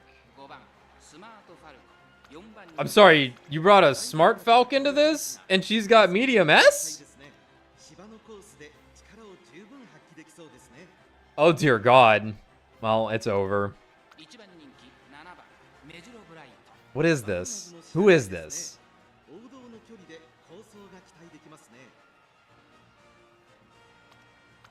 Okay, so the reason I'm making note of this, Tommy, is that this is a dirt aptitude horse that someone has eugenically engineered to be a A-ranked turf horse, and she's one of the best front runners in the game. Huh. So if you can get her built properly on turf, she's probably just gonna win. Where's the Haru Urawas that was promised? That's basically what Smart Falcon is here. Oh my God, the ogre. Yeah, seeing the duplicate horses is always funny. Alright, watch the Smart Falcon just like tear away. Oh my God. So my ogre's on pace. So like, she's where she's supposed to be. Oh, nope, she's not keeping up. She might, though.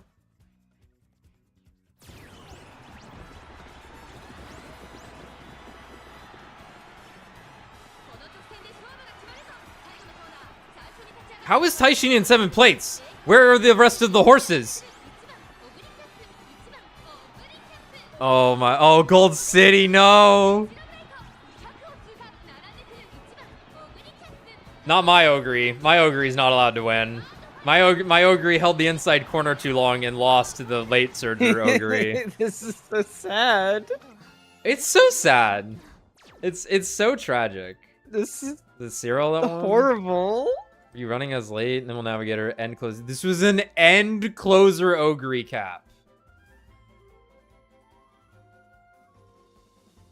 With groundwork?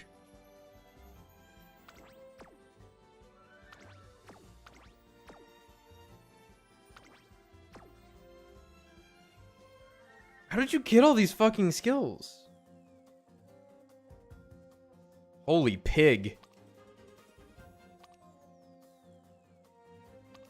Well, you know what? Good for you. That's kind of insane that you managed to get all 3 of these plus a groundwork. Was that from a goddamn...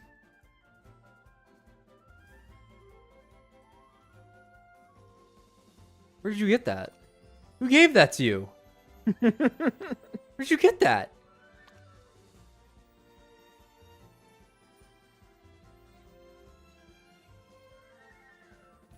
Where...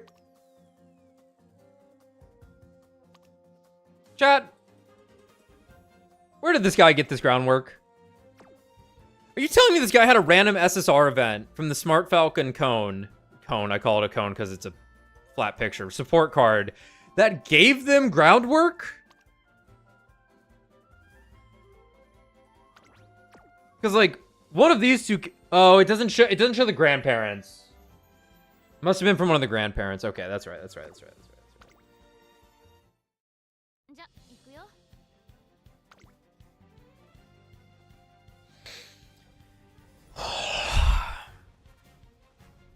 Hurts just a little.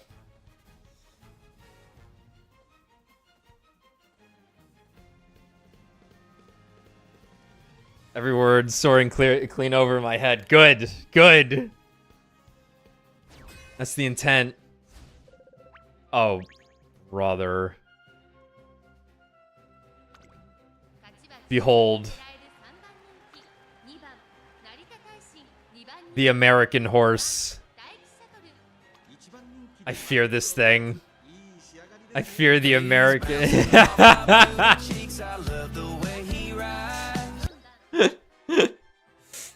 I wish I had Taiki Shuttle. Then I could play the game. But I don't have Taiki Shuttle, so I can't play the game. That's a big Uma. Oh my god.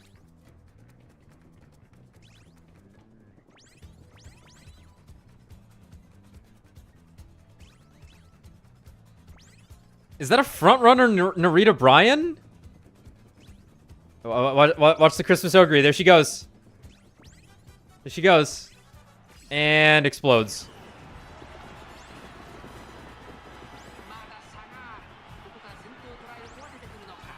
Okay, hold up. Taishin, I need you to, like, kill her somehow. Why are you right behind her?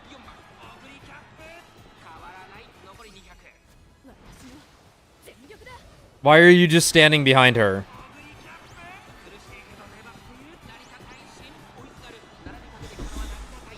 It's working.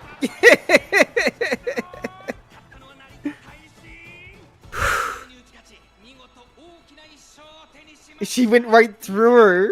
The funnel effect. Tunnel effect, bro. Yeah. That felt good. Perish, monster.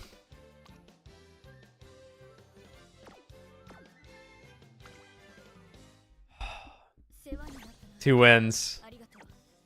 Fuck yeah.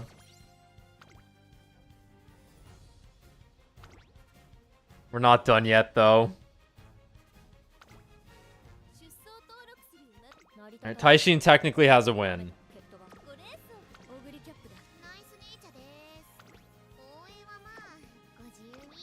Reason dictates I should bring this nice nature. Yes. How good are you?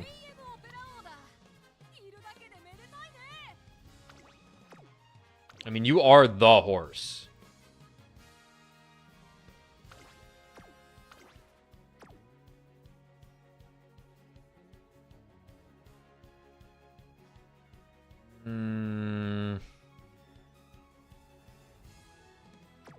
Probably not. Why are you so bad?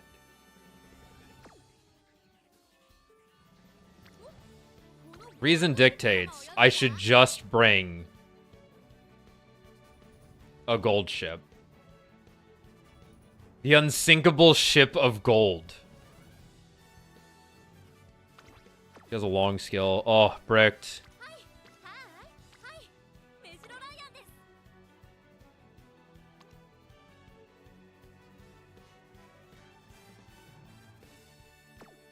Go with the flow. I don't know how to play this game. Tama, where are you? Taka, where are you?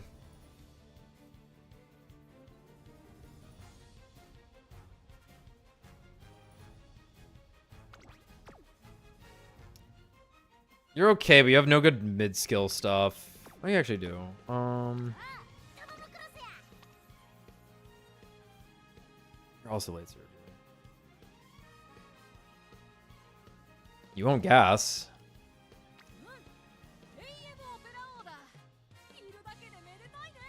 You don't have Slick Surge.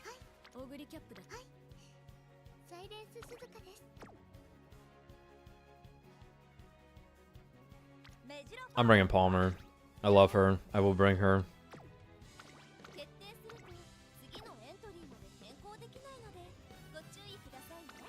Yeah, let's do it. Whatever, man.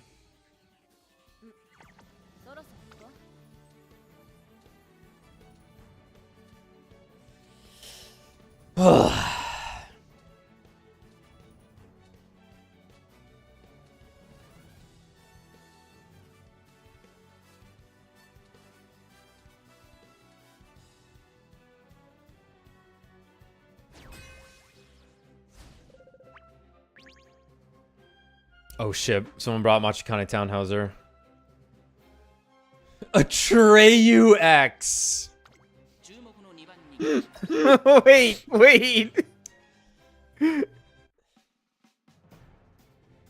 Like there's an X in there. It's gotta be the band. Holy shit, that's true. That is 2 Daiwa Scarlets. Dude, wait, I brought the Oshi team. Okay, well, I should make a counter boss.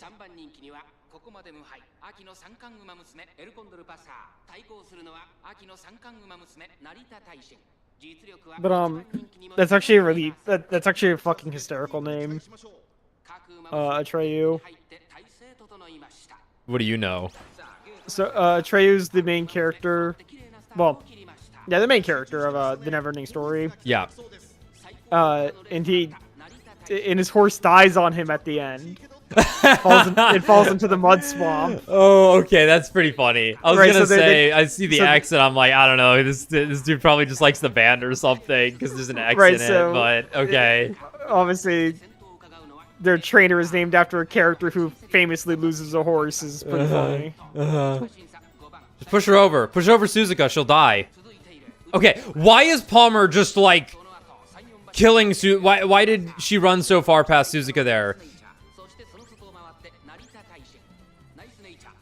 And then she procced a gold skill and didn't run any further than her, and now Suzuka's passing her again. I suppose it is a simulator. Like, why is she running so fast suddenly? Palmer has like 1,000,000 stamina. She couldn't gas out. God, dude, the Scarlets. The die was. Die. There's no shot. Oh my god. There's no shot Palmer just ulted and didn't run past Suzuka when Suzuka used no skills. I don't understand this game. Just push her over. Just trip her. You know her legs break. Sorry, that was uncalled for. You know her legs break. Push her over. Okay. Nature can win this. Unless she gets blocked by her own teammate, which is possible.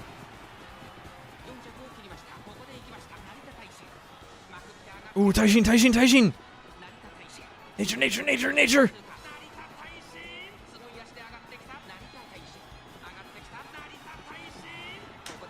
Easy. Photo finish. Easy. I want you all to know that Narita Taishin was the first character I wanted in this game. And I have done more runs on her than anyone. But she is the hardest fucking character to build in the game for what I have in my account.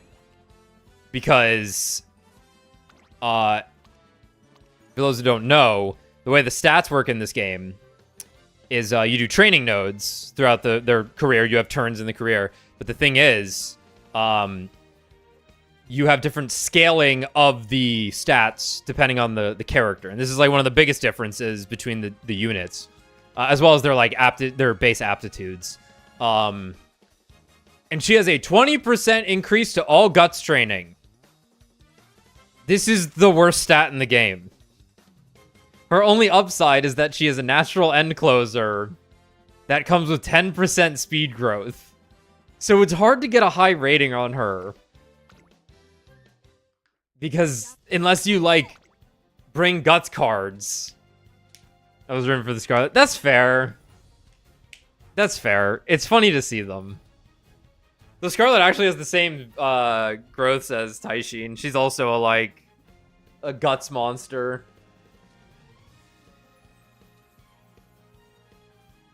Things the demons say in Berserk. Yep, there's Exogre. This is crazy. This takes forever to get through these when you're actually watching them and talking about it. I usually just do it when I'm on my phone in like 10 minutes, just skipping through it. Ooh, put Hector in there. Dude, Hector wins easy. Hector's growths beat all these motherfuckers. Okay, no front runners. Except Ogre is so fast, it doesn't matter. What does Guts do? He swings a sword. He swings a sword and suffers. Pretty cool. He also like shoots a cannon. Yeah. He also shoots a crossbow. He throws knives. He throws bombs. That's about it. Flips sometimes. Once, at least once he flips. Dude, someone brought a fucking malevolent shrine. Fucking malevolent shrine, nice nature.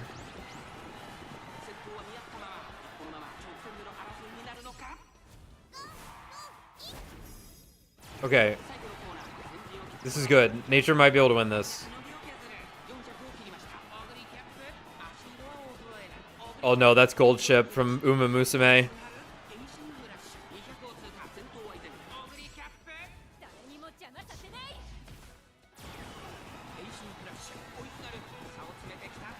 I think it's over already, yeah. Damn, the Aishin almost managed.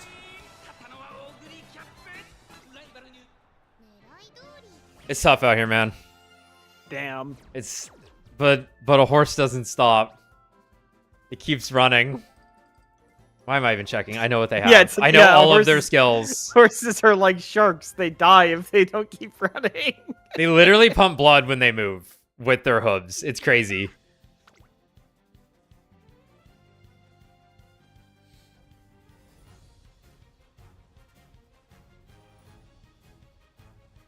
I was checking on David Gallagher, who's still at it. Right now, he is? Right, yeah, he's on 7 hour of his stream fighting this fucking Oh my god. He actually developed an interesting technique, though. To deal with the Rising Sun attack. So it's like when, like, he's getting knocked up, right? He's in the combo. Right, yep. Obviously, like, generally, it's like you hit the air dodge to parry it, right, at the right time. Yep. So he's doing the retaliatory slash, so the attack to, like, parry it. Yep. And then he's, like, floating in the air, and the rising slash is still going, and he keeps mashing square to do a horizontal slash, and he's able to parry the next attack with a horizontal slash. That's kind of sick. Yeah, it's pretty cool to see, actually. 'Cause that's. Oh god, the front runners. Push her over.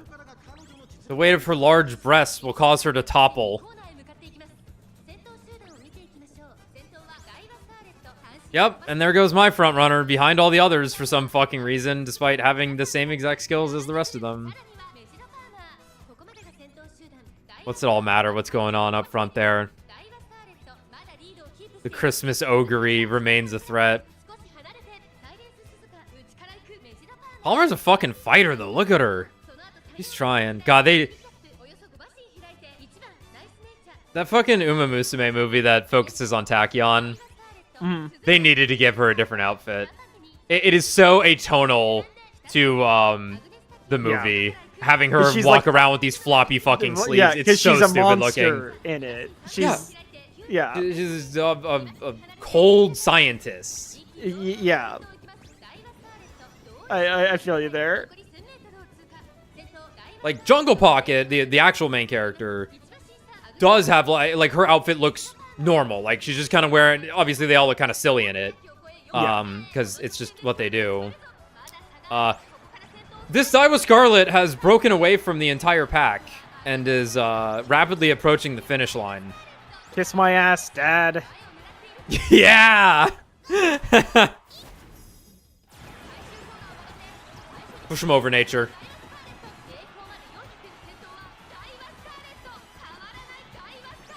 My nice nature's not up front. Fuck, I was really excited for a second. I know. I needed to clarify just in case. I don't get to watch the ending. She got third, which is sad for...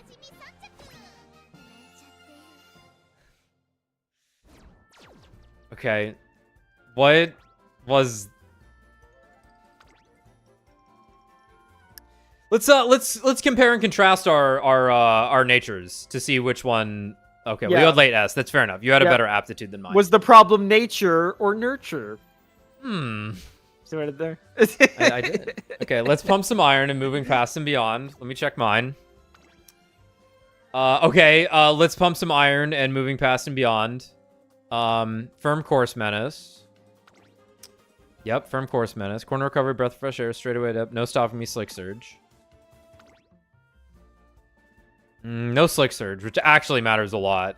But it's hard to get Slick Surge on her because the fucking card that would give it to you is a nice nature card. You can't use your the same unit support cards. So you had to get it from a grandparent, probably. No, you can't just get it in the middle of the career. Outer Spell Dominator. Admittedly... I'm probably lacking a little something here. They did actually opt for Dominator. Yeah, whatever.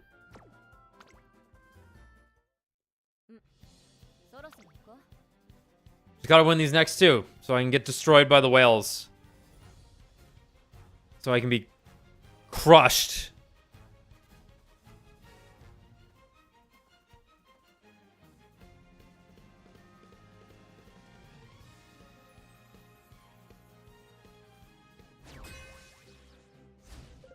Oh, heavens.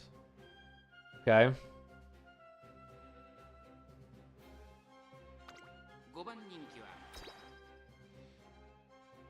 God, I brought in, like, my worst Taishin just because she had medium S.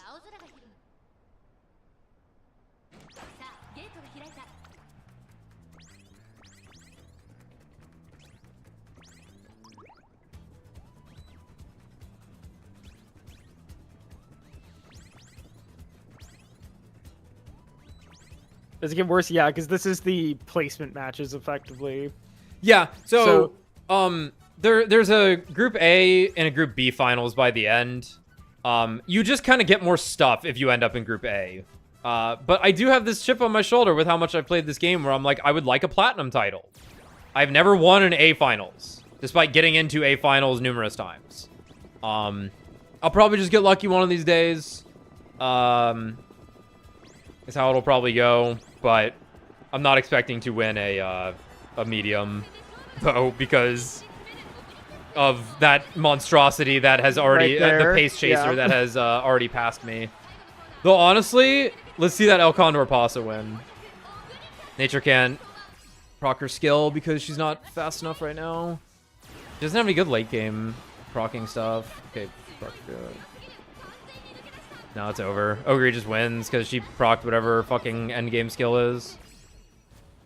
It's not enough. Hold on, let me see something here. Nope, I didn't want that.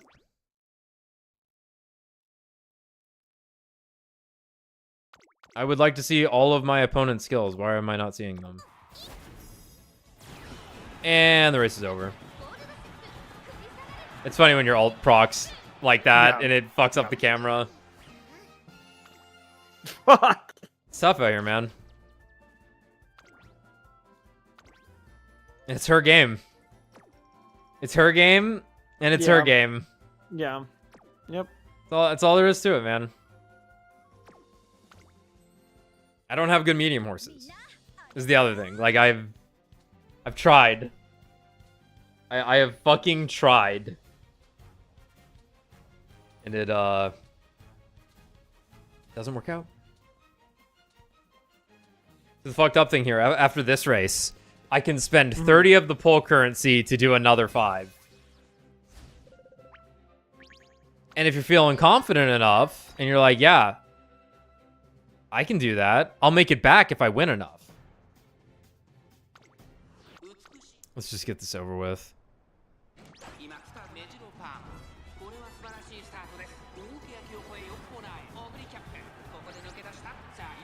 The Taishins are just all the way in the back doing nothing.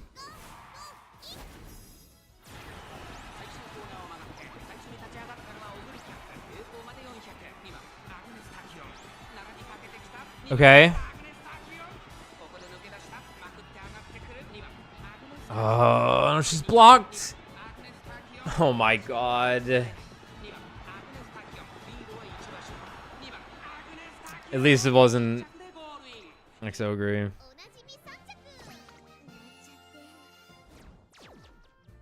Sucks.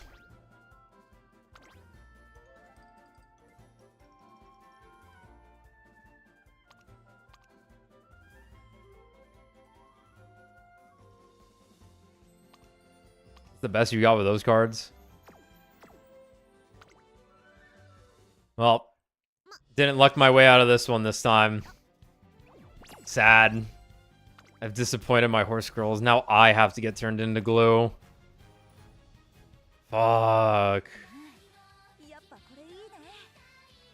Sorry, Palmer. Maybe next time, honey.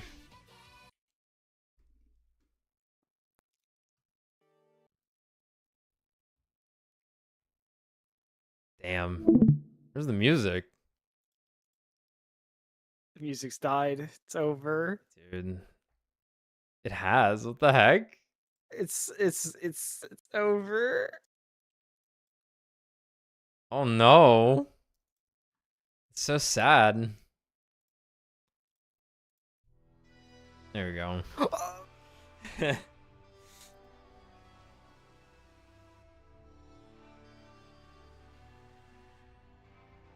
Did I close the projector? I did.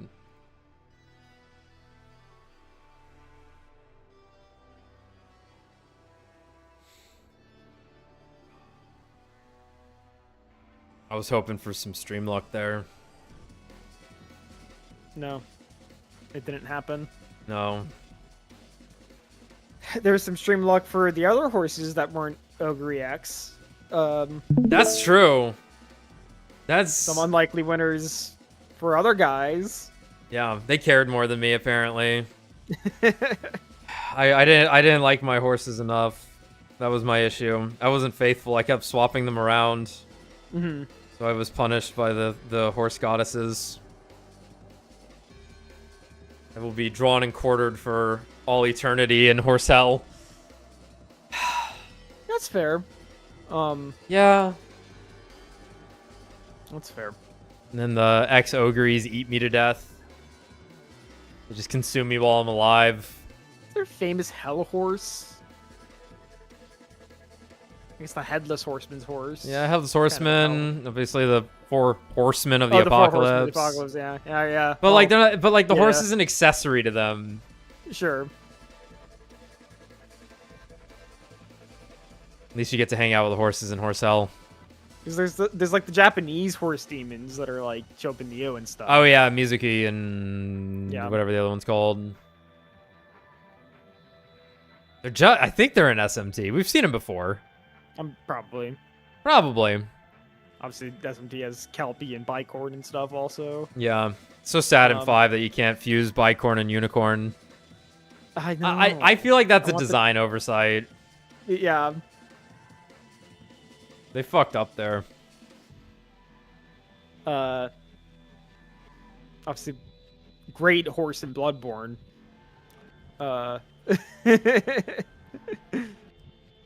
The Horseman. The Morse. Like, all-time best horse, maybe. All-time best horse.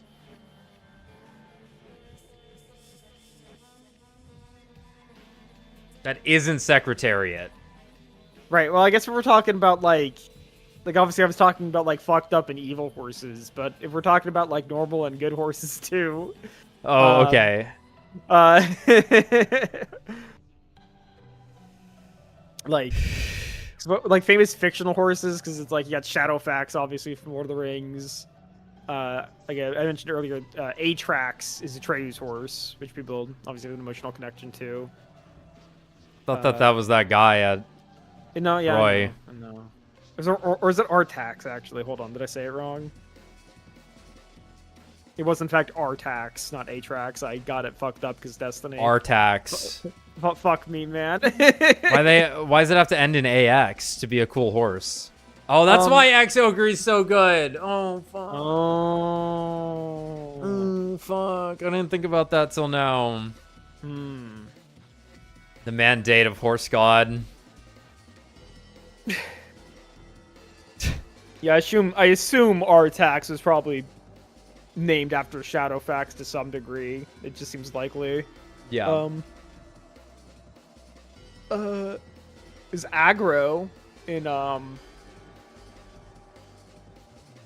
Shadow of the Colossus. That's a good horse. What's Link's horse's name? Penelope. That's not right, but it starts with a P, doesn't it? Peony. Something like pony, but like weird. Paula? Paula? You might be right. Epona. Epona, that's what it is. I'm like, yeah, it's pony or something. Pony. It's like peony, yeah, Epona, yeah. Epona. But does Epona actually ever do anything? I mean, like in Ocarina of Time, does the horse have a moment, or is it just like the horse Link's rides? Because like Aggro's awesome because Aggro does shit, and you go fuck Aggro. You're asking the wrong right guy, because we're playing Ocarina.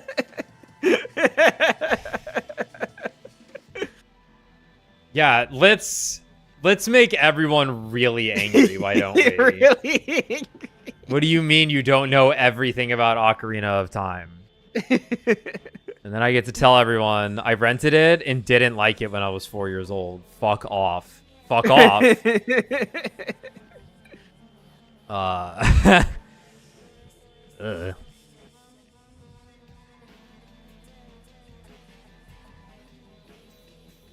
Never thought about playing Ocarina of Time on the channel until you have now brought honestly, it up. I didn't even think about it either. I don't even. I mean, you'd have to emulate it. Yeah, I'd have to emulate it, but I was more so gonna say like, I don't even think that would be fun to watch. I don't think like you can just raw stream Ocarina of Time in post speedrun cursed world.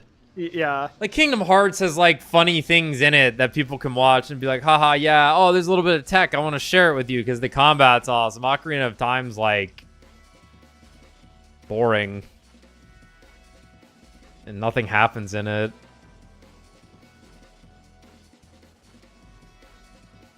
I could at least like torture Koroks for the one time we streamed what you call it? Tears of the Kingdom. What a bizarre video game.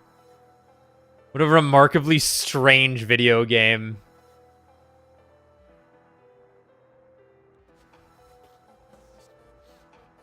Yeah, I don't know what's up with the Zelda series.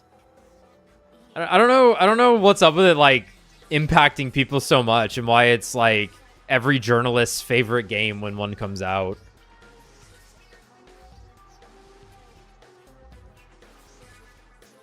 I was too busy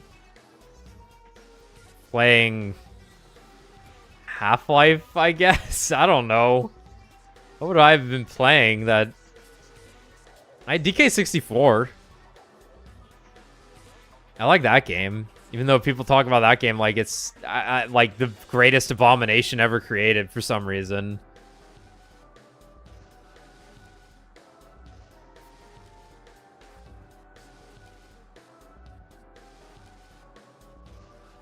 played one Kirby game when I was young. I think it was whatever the 64 game was. Mm-hmm. Maybe I just played it at the McDonald's that had the disgusting, horrible, greasy, contaminated controllers. Yeah, like, the only Kirby game I played was the Forbidden Lands that came out a couple years ago, whatever it's called. I liked it. It was really fun. It's very simple, though. It's not like there's much, it's not very demanding, but it's fun. I like the ending a lot. Like, because you unlock, like, the game's, like, super boss, and, like, suddenly it felt like I was playing Kingdom Hearts 2. It was, like, actually a fucking boss fight. I was like, whoa. That's awesome. Yeah, like, I am interested in playing that game's DLC. Obviously, I would need a Switch 2, though. Oh, it got one of those situations? Unless it was on the Switch. I just assumed it was a Switch 2 thing. Kirby in the Frosty Land, what's it called? The Forgotten Land? The DLC. Oh, I have no idea. Because it's ice something. Let's see. The Star-Crossed World? I had a gun in my head. I was taking... the bolt was going in. It would be Star-Crossed World.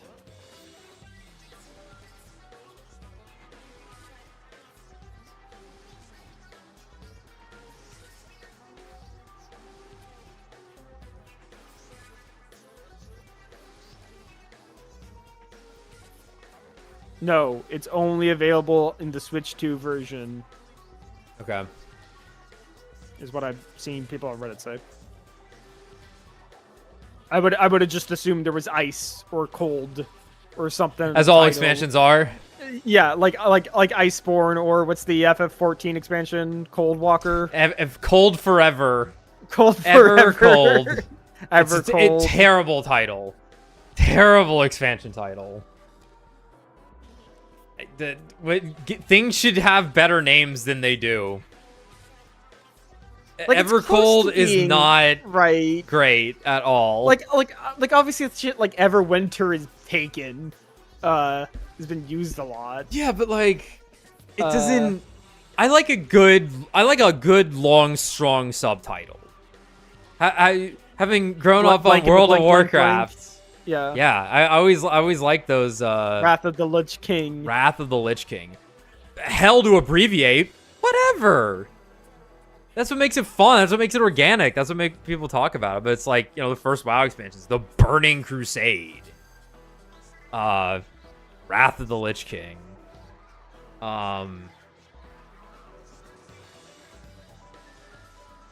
Good subtitles to games. Let's think here.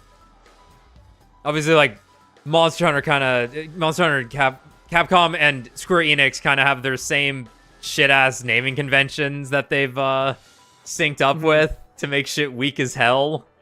Good God. Like, Monster Hunter World made sense when it came out. It's like, it's expanding the world. Sure. It's going to be continuous for once. It's going to be the biggest it ever has. And they're like, Monster Hunter Rise. And it's like, Sunbreak at least sounds cool, but it still falls into the same naming convention.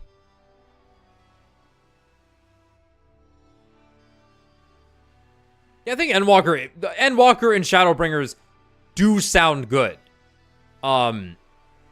Those are strong. And I get that they're keeping with the convention that they at least started with, because it went...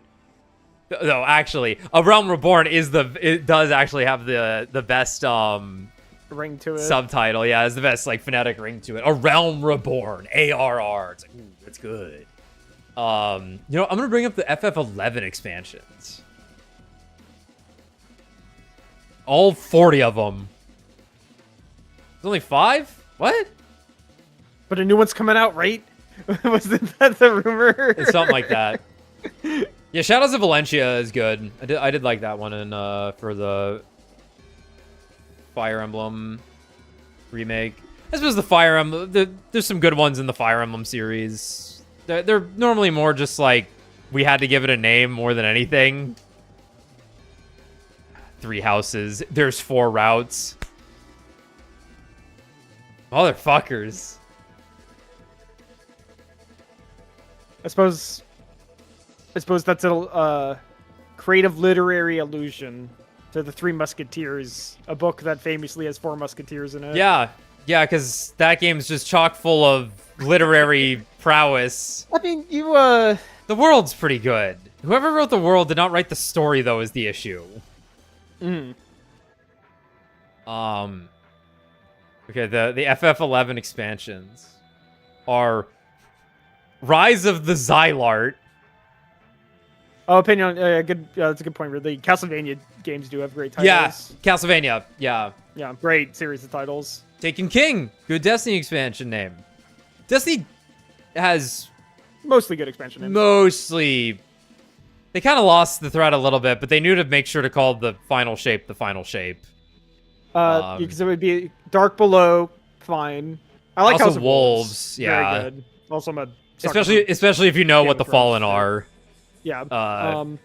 It sounds kind of edgy, because like when I didn't know what the House of Wolves were in Destiny, I was just like House of Wolves, and I just picture the guy with the wolf T-shirt. Yeah, Taken King good. Rise of Iron. Good. Destiny 2 is just called Destiny 2. And it's Activision the ugly, special, baby. Man, it's so ugly. No, it wasn't called Destiny 2: The Red War. Yeah. Destiny: The Red War. Curse of Osiris sounds good, but I almost threw up bad. saying it. I know you did. I also Warmind? Yeah, I'm also saying, like, I almost want to throw up saying Warmind in retrospect. I was just trying to remember. Forsaken. Nothing crazy of a name. They should have. It should have been called the Forsaken Prince. The Taken King, the Forsaken Prince, and then the Witch Queen. Yeah, obviously the Witch Queen, really cool name.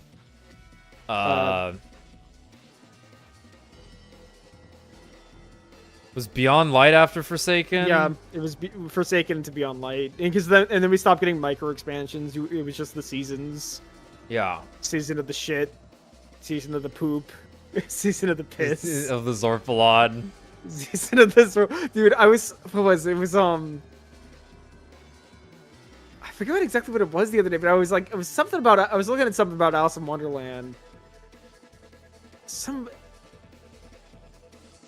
I meant to bring. I forget what it was, but it was something about what was the last game we played? Hold on, am I going insane? No, we played Kingdom Hearts. It had something to do with the Jabberwock. What am I thinking of? I was like, oh, this would be funny to bring up. But now I'm thinking about our Skyrim stream that we have 100 episodes of, Tommy, where we modded every time with something new. How could you forget about that? Yeah, I guess I was like excited to bring it up. I remember what it was. Okay, I'm sorry. It wasn't a game. This was preparation for Leo finishing Kuroko no Basket. Oh my god. Okay, yes, because they're the Vorpal swords. The Vorpal swords, yeah. Because he used the Vorpal sword to kill the Jabberwock. But I was excited. I was thinking about it because I'm like, it's the Vorpal weapons from Destiny 2. Right, because that's the icon, is the Jabberwock in that perk, yeah? I think so. I'm sure I never really thought about it, but we probably talked about it at some point. Yeah, it's an Alice in Wonderland reference. Yes. Wait. But yeah, it's the Vorpal swords. I'm gonna read the rest of these FF11 expansions and add-ons. Mm-hmm. The Rise of Xylart, Chains of Promethea, Treasures of At or Gone, Wings of the Goddess, A Crystalline Prophecy, Ode of Life Bestowing, a Moogle, Kupo de Ta, Evil in Small Doses. Holy shit. It's spelled Kupo de Ta. I'm putting it in chat. Yeah, I'm putting it in chat. That's what it says. That's amazing. That's fucking awesome. Fucking Kupo de Ta. That's evil in small doses. That's beautiful. A Shantoto Ascension. The Legend Torn. Her Empire Born. Shantoto is the FF11 rep in Dissidia. And she's a tiny little potato thing that does an Ojo-sama laugh. Visions of Abyssi. Okay. It sounds like I'm saying abyss pussy, but I'm not. Look how this is spelled. They're like weird puns. The Abyssi. Like the sea and abyss. The Abyssi. Visions of Abyssi. Scars of Abyssi. Heroes of Abyssi. I suppose it's probably pronounced Abyssia. But it looks like it's just compounding abyss and sea. Seekers of Adolin. Okay, this one's pretty strong. It just sounds good. Though I haven't said it yet, so I don't know. That's where the dolphin porn's from. Rhapsodies of Vanadiel. Sounds nice, doesn't it? Rhapsodies of Vanadiel. It's a 2015 release. The Voracious Resurgence.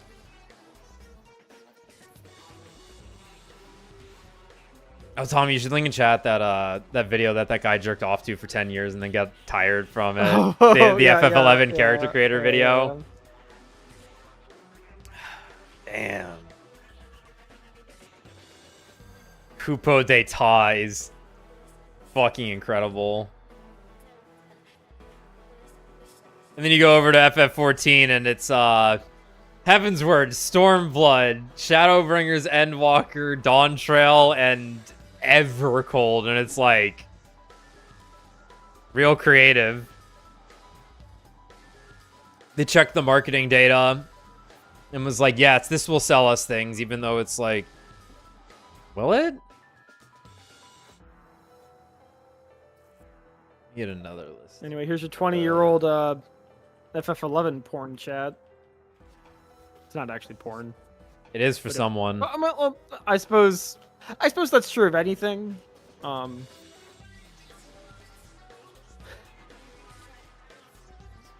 right, I have a massive list here of expansion pack names.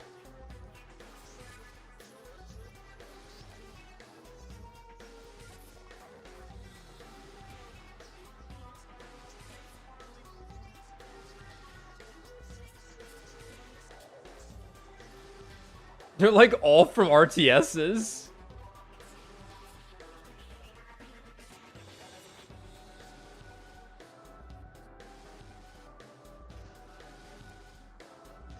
Oh my god, so many of them are Destiny. Wait, for what? Just list yeah, I'm just looking at the expansion list.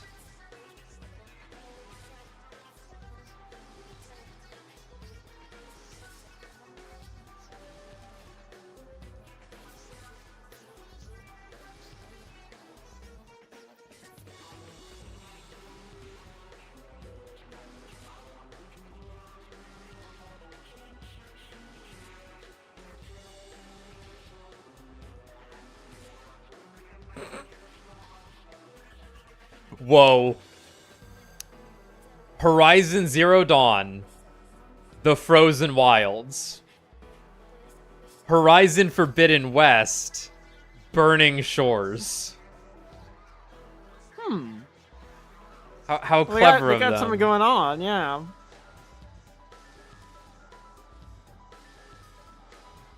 What is the Lord of the Rings Online, and why does it have 10 expansions?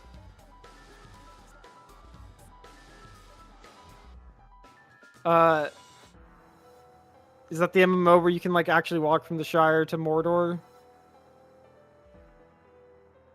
I don't know.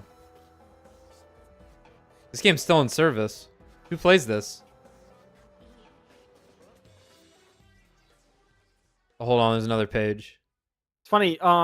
Actually, I saw an article today. Apparently, Amazon, because they have a game division, was producing another Lord of the Rings MMO that they just canceled.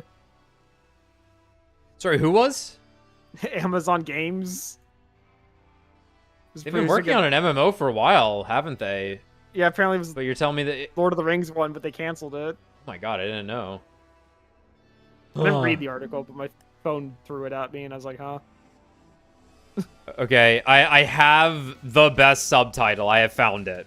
Okay. For video game expansions. Let me just double check. I'm not missing one here. You know, I did always like the StarCraft 2 expansion names. Heart of the Swarm, Legacy of the Void. I always thought those sounded cool. Warcraft 3, The Frozen Throne. Yeah, I mean... Oh, it's so good. It is Sonic and Knuckles. That is technically an expansion pack. Yeah, thus true. The name and Knuckles is an expansion. Creating a combined game, Sonic 3 and Knuckles.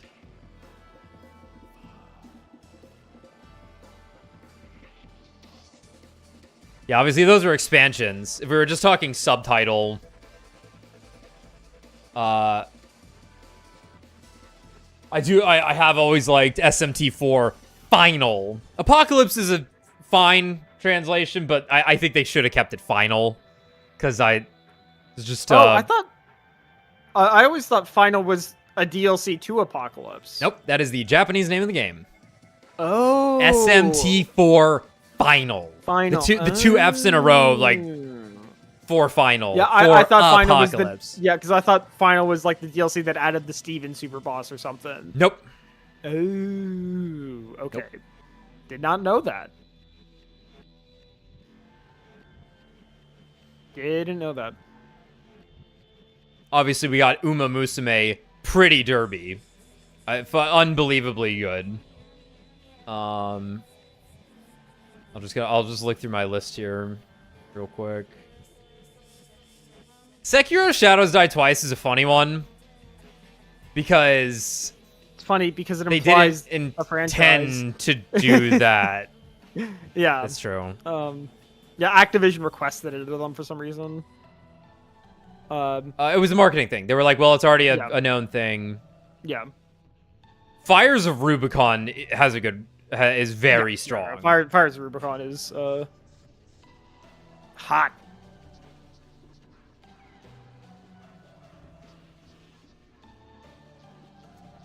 Despite being a great game, Clair Obscur Expedition 33 is a weird fucking name for a game. I feel like they could have gone with one or the other. Because people typically call it one or the other. Yeah. I suppose the idea is that they might make another Clair Obscur game with a different... Yes. With absolutely. Not being Expedition 33. Absolutely. Yeah. But I appreciate it because it is a crazy name that you're like, what the fuck does that mean? Okay, check it out. Counter-Strike Source.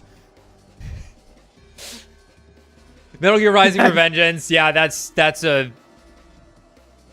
Kojima ripping the bong before coming up with that one. I remember, God, it's funny. I remember meeting Quentin Flynn at a Christmas con 2 months before Revengeance came out. No one in that room thought that game was going to be good. I'm not even kidding you. I don't blame people in a way because it did go into development hell for a long time, and it was just like, oh, it's something hell. And like, I know Metal Gear Solid fans were not excited for it because they're like, we like the weird stealth action game that's like janky but fun and not like, obviously, like, you know, I'm sure people liked action games, but they're like, that's not really what Metal Gear is like. No, and Kojima wasn't working on it at that point either. Yeah, like I remember thinking the game was gonna be bad, and I remember like during the panel, like made some joke about it being bad, and everybody laughed because everyone thought it was gonna be bad. it was most quoted video game ever. Yeah. Nutsest power trip ever. What else we got here? Scholar of the First Sin. Sounds cool. Yeah, Scholar of the First Sin is actually pretty cool. Danganronpa, Trigger, Happy Havoc. Trigger, Happy Havoc was always what was odd to me because it's the English title. Correct me if I'm wrong. Is Trigger, Happy Havoc, Danganronpa? Is it not? Like they imply that the. I'm looking at the game in my library. It is Danganronpa. Okay. Trigger, Happy Havoc, but the I thought it was the other way around. The logo would imply what you are thinking here.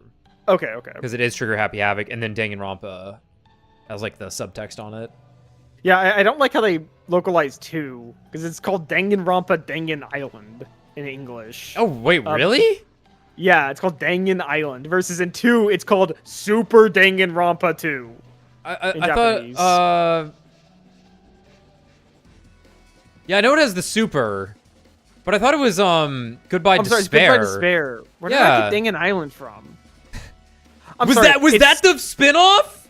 No. I'm sorry. In Japanese, it's Super Danganronpa 2 Dangan Island. In English, it's Goodbye Despair. Okay. They went for the Mario joke. Yeah, because it's a Mario joke. Yes. Sorry. I gotta make something. But I like how it's called Super Danganronpa 2. Super Danganronpa is sick. Yeah. Why do I have Duke Nukem 3D? Yeah. This must be Brad's.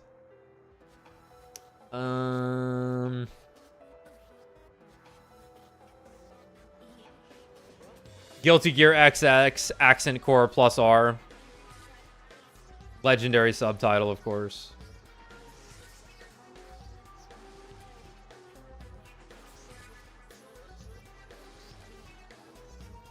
Like a Dragon Infinite Wealth should be a cool subtitle if it had any weight to it. If it meant anything. If it meant anything.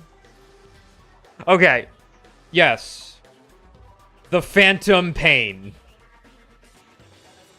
Might take it. That subtitle is hard as fuck.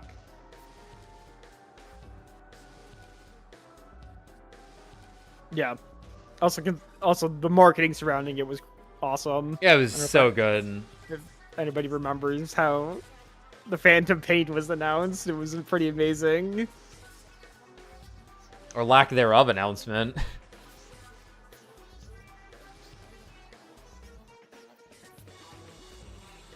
Like, I remember Brad and I going over the Phantom Pain trailer and realizing that you could see indented in the letters the Phantom Pain, there were like missing chunks that like you could put in the letters Metal Gear Solid 5 into.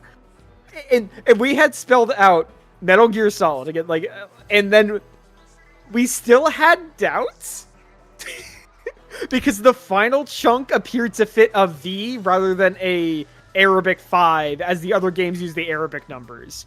And we're like, oh man, maybe we're wrong. All video games that have a 5th entry use a V. Yeah. It's just how it goes, man. Because Devil May Cry did the same thing. Rather than the Arabic 5. A lot. SMT 5. Well, I suppose at least in SMT 5's case, the entire series did that. Yeah. I'm talking about the transition from Arabic to Roman for the 5th entry. Yeah, Persona V. Yeah, because Persona's 5. I feel like there's more that happened recently, but maybe it was just the fact that it was like MGS 5 with the V into Devil May Cry 5 and DMC 5, yeah.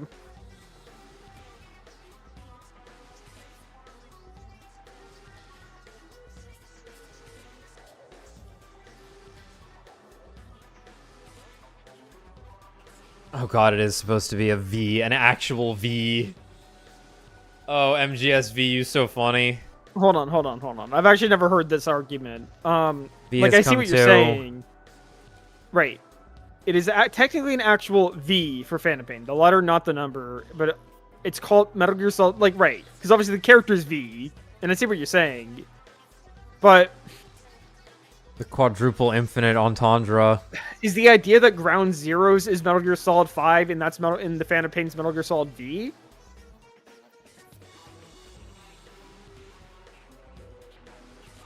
Because Ground Zeroes... Yeah, because Ground Zero says the V is Metal Gear Solid V, Ground Zeroes also. That might have been posthumous.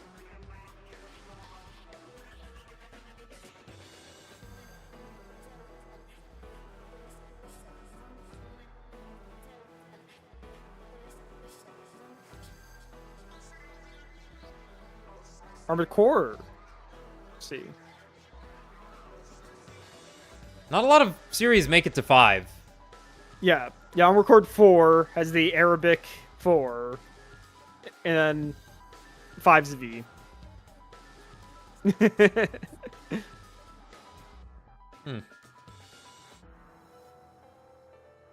Microsoft 5 is Peace Walker, is it? Kinda. I mean, it's this. Well, yeah, it's the sequel to 3. Damn, Forza Horizon 5 is not a V. If you could convince me that I can extrapolate the number 5 from the word Peace Walker, I would believe that more. Someone's reasoned it out.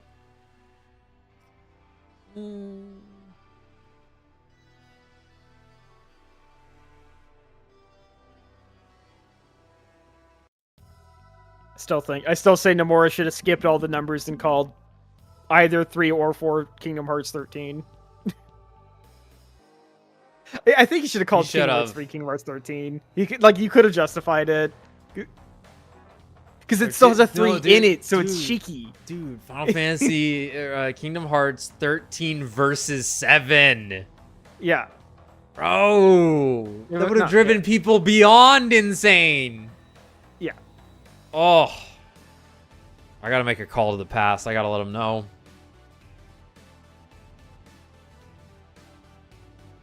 Peace sign is the finger V, which is 5. Sure, I can buy that. Peace is a V, that's a 5. You got me, Ridley. Fuck.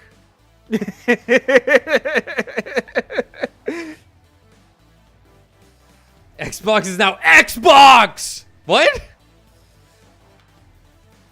You have to yell it the whole time? Huh. Reminds me, didn't Capcom put out a something recently that was like, we're gonna stop making gigantic video games and make Ace Attorneys again? There was their like plan was, but it was weird. So like, so Nick had posted some like screenshot from like clearly like a meeting, right? But like a board meeting. Yeah. But it was like, if you actually look at it, it's like nothing. It's clearly like like. How do I put this? Weird generic corporate slop, for lack of a better term. Like if you actually look at the slide, it's like it conveys no fucking information. It's just words with like arrows in a slide, and it's like you look at it like this doesn't mean anything. Like what is the fuck?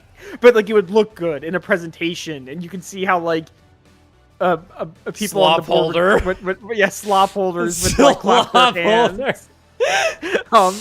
Like, oh yes, our 10-year plan, but it's literally just like 2 arrows pointing at Ryu. It doesn't mean anything.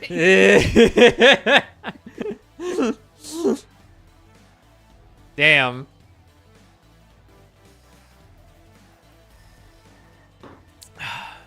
Sucks. Yeah, because like I mean this fucking image doesn't even like mention Monster Hunter, Resident Evil, which are their 2 biggest. Which are their flagships. So I thought the image was supposed to convey that like these are our smaller projects we want to grow into bigger franchises. I thought that was what it was. Yeah, well their big circle says leading brands, and it has a lot of Capcom games except those 2. I'm scrolling up. Let me see. Yeah, here. I can mark it for you. Here.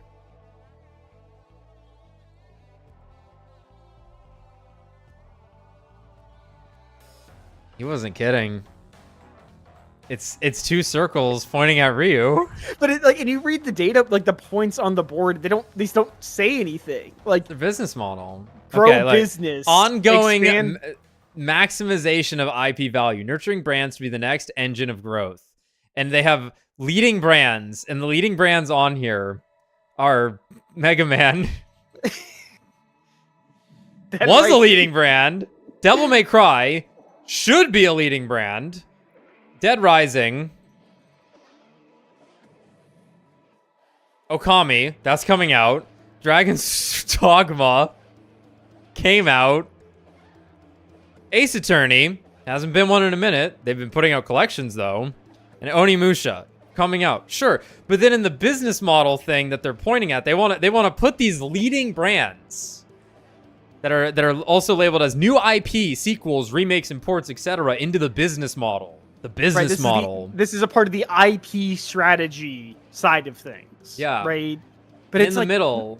They got like fucking Akiman's art of Leon, Ryu, and a Palico standing in the middle there.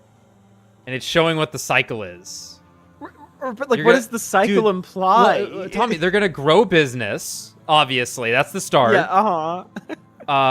And while they're growing the business, they have their arcade operations, amusement equipments, yeah. media, character licensing, sports, and that expands the fan base. And now you're back at Ryu. You're back at Ryu. This is great. Then you have your sales strategy that cycles from the out of Ryu, where you have digital and global sales, your pricing strategies, which has user feedback coming out of it to game development. They don't listen to anything. We know this. And then you have your catalog sales, and that's going to grow the user base, which is different from expanding the fan base. That's true. I suppose that is true, because there are fans of things that don't actually own the thing. Like Persona fans. Yeah. Yes. Like Persona fans. Like, I suppose I've actually never owned a Resident Evil game, despite being a fan of Leon S. Kennedy. So yes. I suppose they really want me to get out of Yellow Arrow and onto Blue Arrow. Well, Yellow's important so that the groundswell exists, so that you're thinking about it. Like, these are all true things they've said in this graph. Right, but it's just like, this is just what you do. Right, it's not saying anything. The only thing I'm looking at here is that it's like, maybe we should make an Ace Attorney? Right, yeah. Like, it's not... Like, that's what it looks like. Interesting. Oh my god, this is from like a year ago. What the hell? You could just take that. You could take out Leon and Ryu and put anything there. Mm-hmm. It could be a picture of a fucking apple. With the fruit, right? They're like, it's the same strategy to get people. Like, we know people love the idea of apples, but not enough people are buying apples, and the arrows don't have to change at all. Like, we perform business, we will have business. Yeah, like... Wow. Wow. You should make video games that are good so people know about them. Wow. Confucius's art of video game industry. You should make good games. Wow. Except any shareholder would be like, I want that GTA 6 to come out, though. I need to see that shit. I'm not playing it, but I need to see it destroy the game industry. Never forget Cold War Man. Gothic, did you mean Hot Cold Man? Hot Cold Man. Cold's hot, man. Isn't it weird that you in the out to hot of in the cold hot? And then John shoots out his rocket fist at Garfield. Yeah. In the peace sign. And then it turns around and kills John. Because that's what Garfield is. It's about how pathetic John is. Long short, man. I don't think it's intentional, though. That just most of the chapters of Garfield are unintentionally dogging on John. Well, well, you're right. I think it's I can't think of the guy's name. The creator of Garfield. I don't know. I think it's supposed to be him. Like it's sure. An honest work. Jim Davis, that's what it is.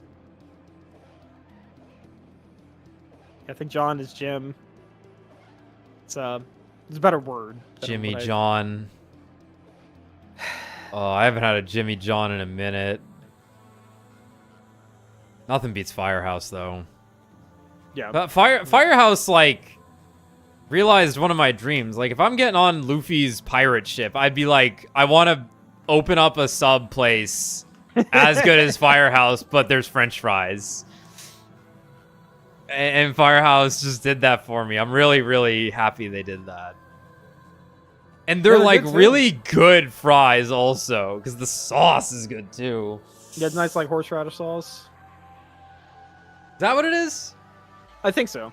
Think so? Maybe mixed with a little bit of like ketchup and mayo, maybe. Potentially, yeah. But it had like a bit of a bite to it, which maybe there's a little bit. Horseradish. Yeah. Yeah, I could believe that. Yeah, because like horseradish sauce. Google. Like, tradition would be like mayo, sour cream, horseradish, and like paprika. And that's what it seemed like to me. Was okay. Let me see. Firehouse subs. You know, it was probably like the classic restaurant secret sauce, which is like a variation of horseradish sauce that's tends to be a little bit sweeter. Yeah, it was probably secret sauce, which you can actually I don't want to watch a video of someone reviewing it in their car. Sweet Baby Ray's, the barbecue brand, has a pretty good secret sauce you can get at Publix. I really like putting that on roast beef sandwiches. Sure.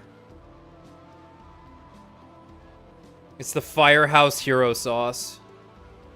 Hero sauce? Okay, it's probably secret sauce, like I said. Firehouse subs. Hero Sauce ingredients.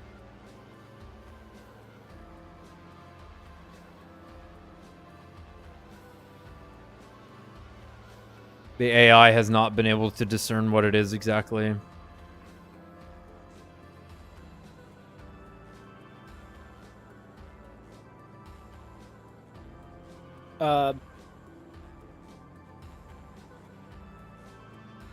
I think, Velar, I think we've talked about this, but GTA 6 is totally going to be like $100 flat, like baseline. Yeah, probably.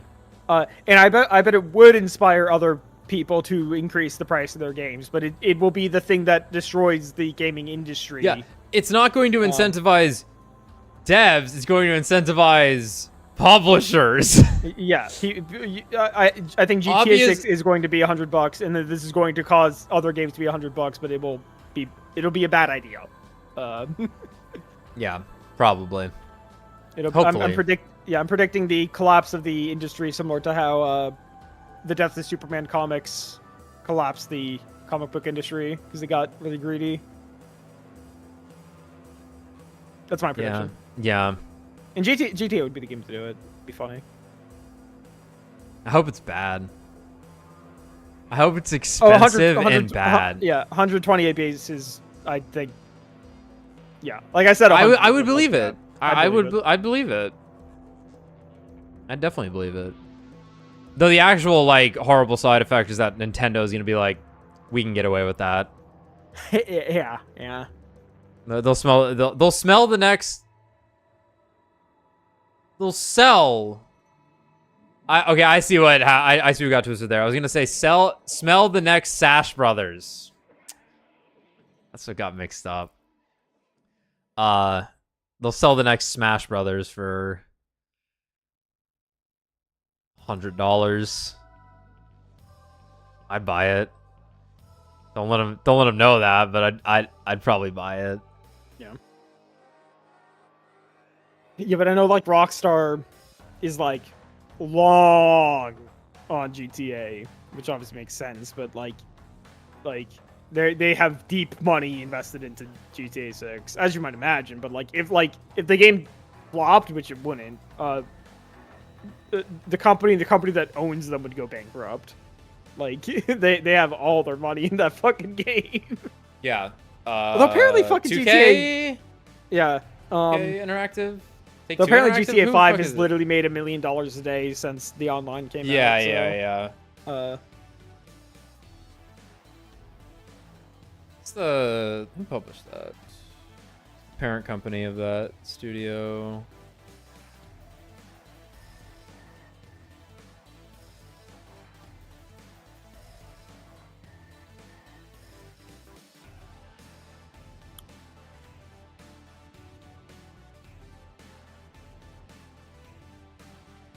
Yeah, I imagine Smash will be at least $80 when It comes is out. Take-Two. Okay. Take-Two. I'm like 2K does the sports game.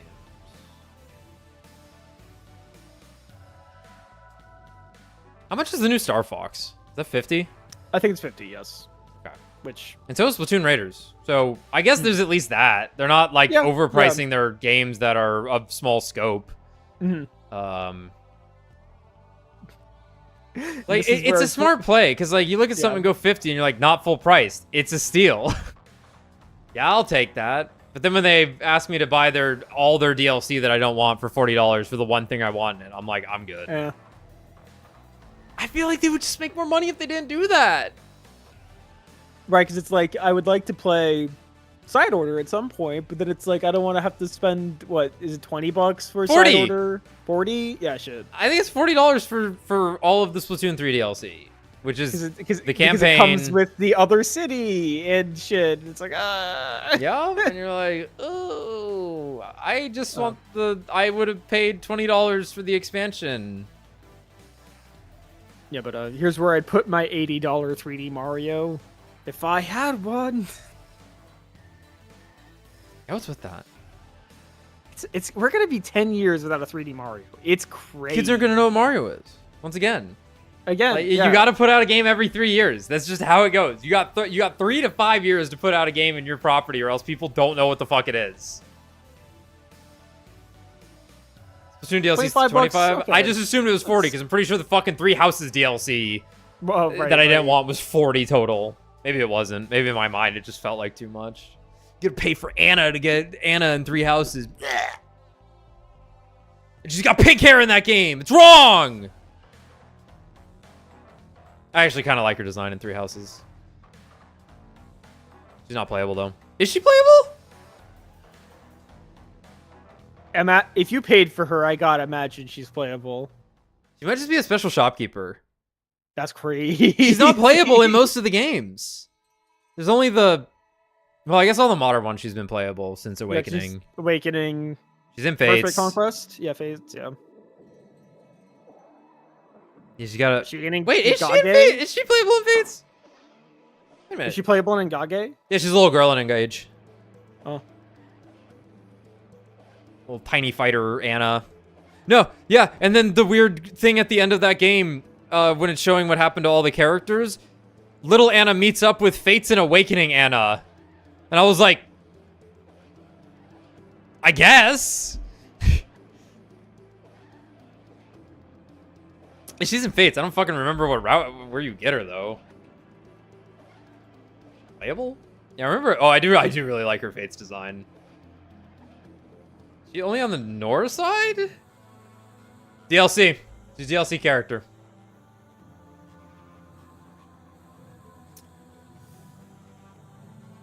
Any good? What is she, a thief? What's an outlaw? Is that the Norian thief? Is this what Zero is, or whatever the dude's name is? We see them growth rates. Not bad. Wait, high magic growth? Wait, what?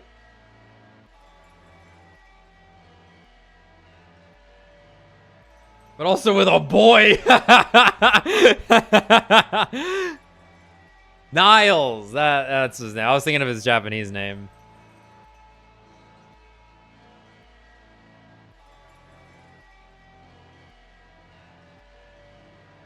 Yeah, Anna's in every Fire Emblem game, but they typically don't. The different Annas, I don't think, interact with each other unless that's like established in the DLC of Awakening, or in Fates. That like, yeah, the Annas get to like dimension hop.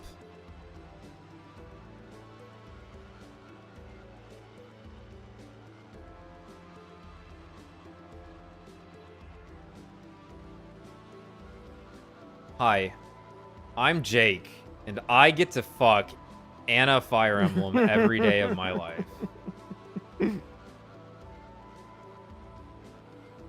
You're telling me on the Fire Emblem wiki that I'm on right now, there is not a grander Anna page. There is not just a page that shows all Annas. I have to go to individual Anna. I may not have all Anna at once. Okay, hold up. Okay, that's Awakening Anna. Okay, I found the Anna page.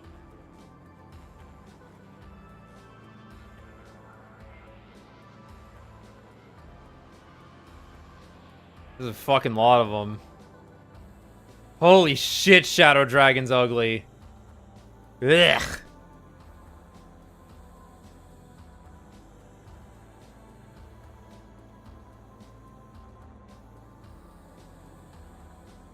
No shot there's a character that looks like Anna in Tear Ring Saga. You know, of all the time I've spent reading stuff about Fire Emblem, I know, like, nothing about the... Not drama, maybe just history. The history of the guy who made the first 5 games. He left after making Thracia, I believe. Yeah, there was something... And then he went and made Tear Ring Saga. Yeah.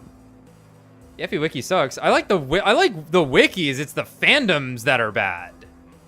The dot fandoms are, like, unusable. The wikis have JPEGs and PNGs for their images instead of WebPs. And my computer can use them.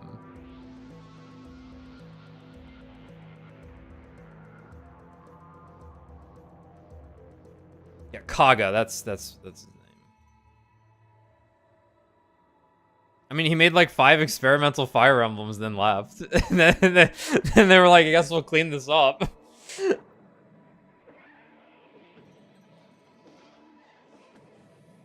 Yeah, I think there was like some bad blood there. Like he didn't just leave. There was like probably arguments about the direction of the series and shit, as you might expect. Dude, Shadow Dragon looks so bad.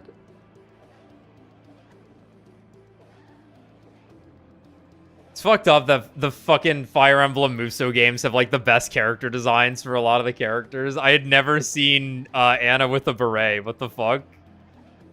They gave her a hat. Hats are busted. It kind of looks like she's just got like a fucking sack on her head. It doesn't really look like a beret because it doesn't have the little point.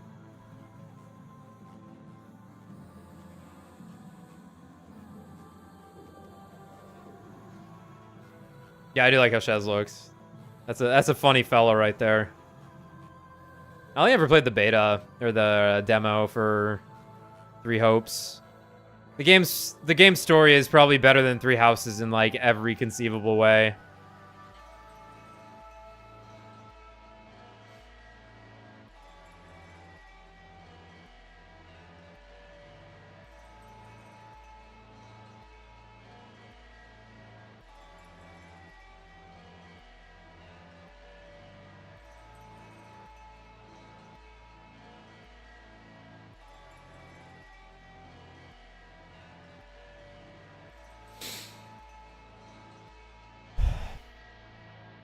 This is the sleepy song.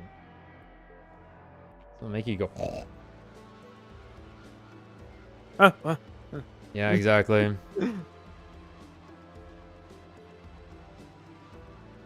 Well, I think we can wrap up here. Everyone, thank you. Thank you for the 5,000 Spud subscribers. Yeah. Thank you, my Spuds.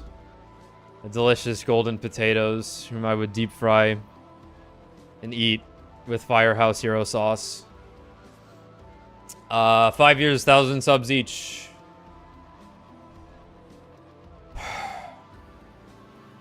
We're gonna start playing Tokyo Mirage Sessions on Monday, if that wasn't already implied. Fuck!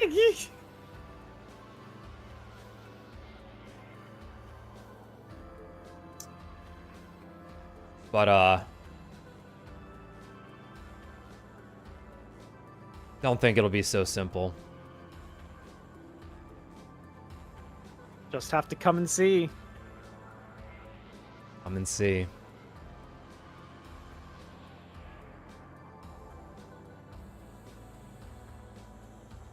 Oh, I can't wait to see how it turns out. See you then! Good night.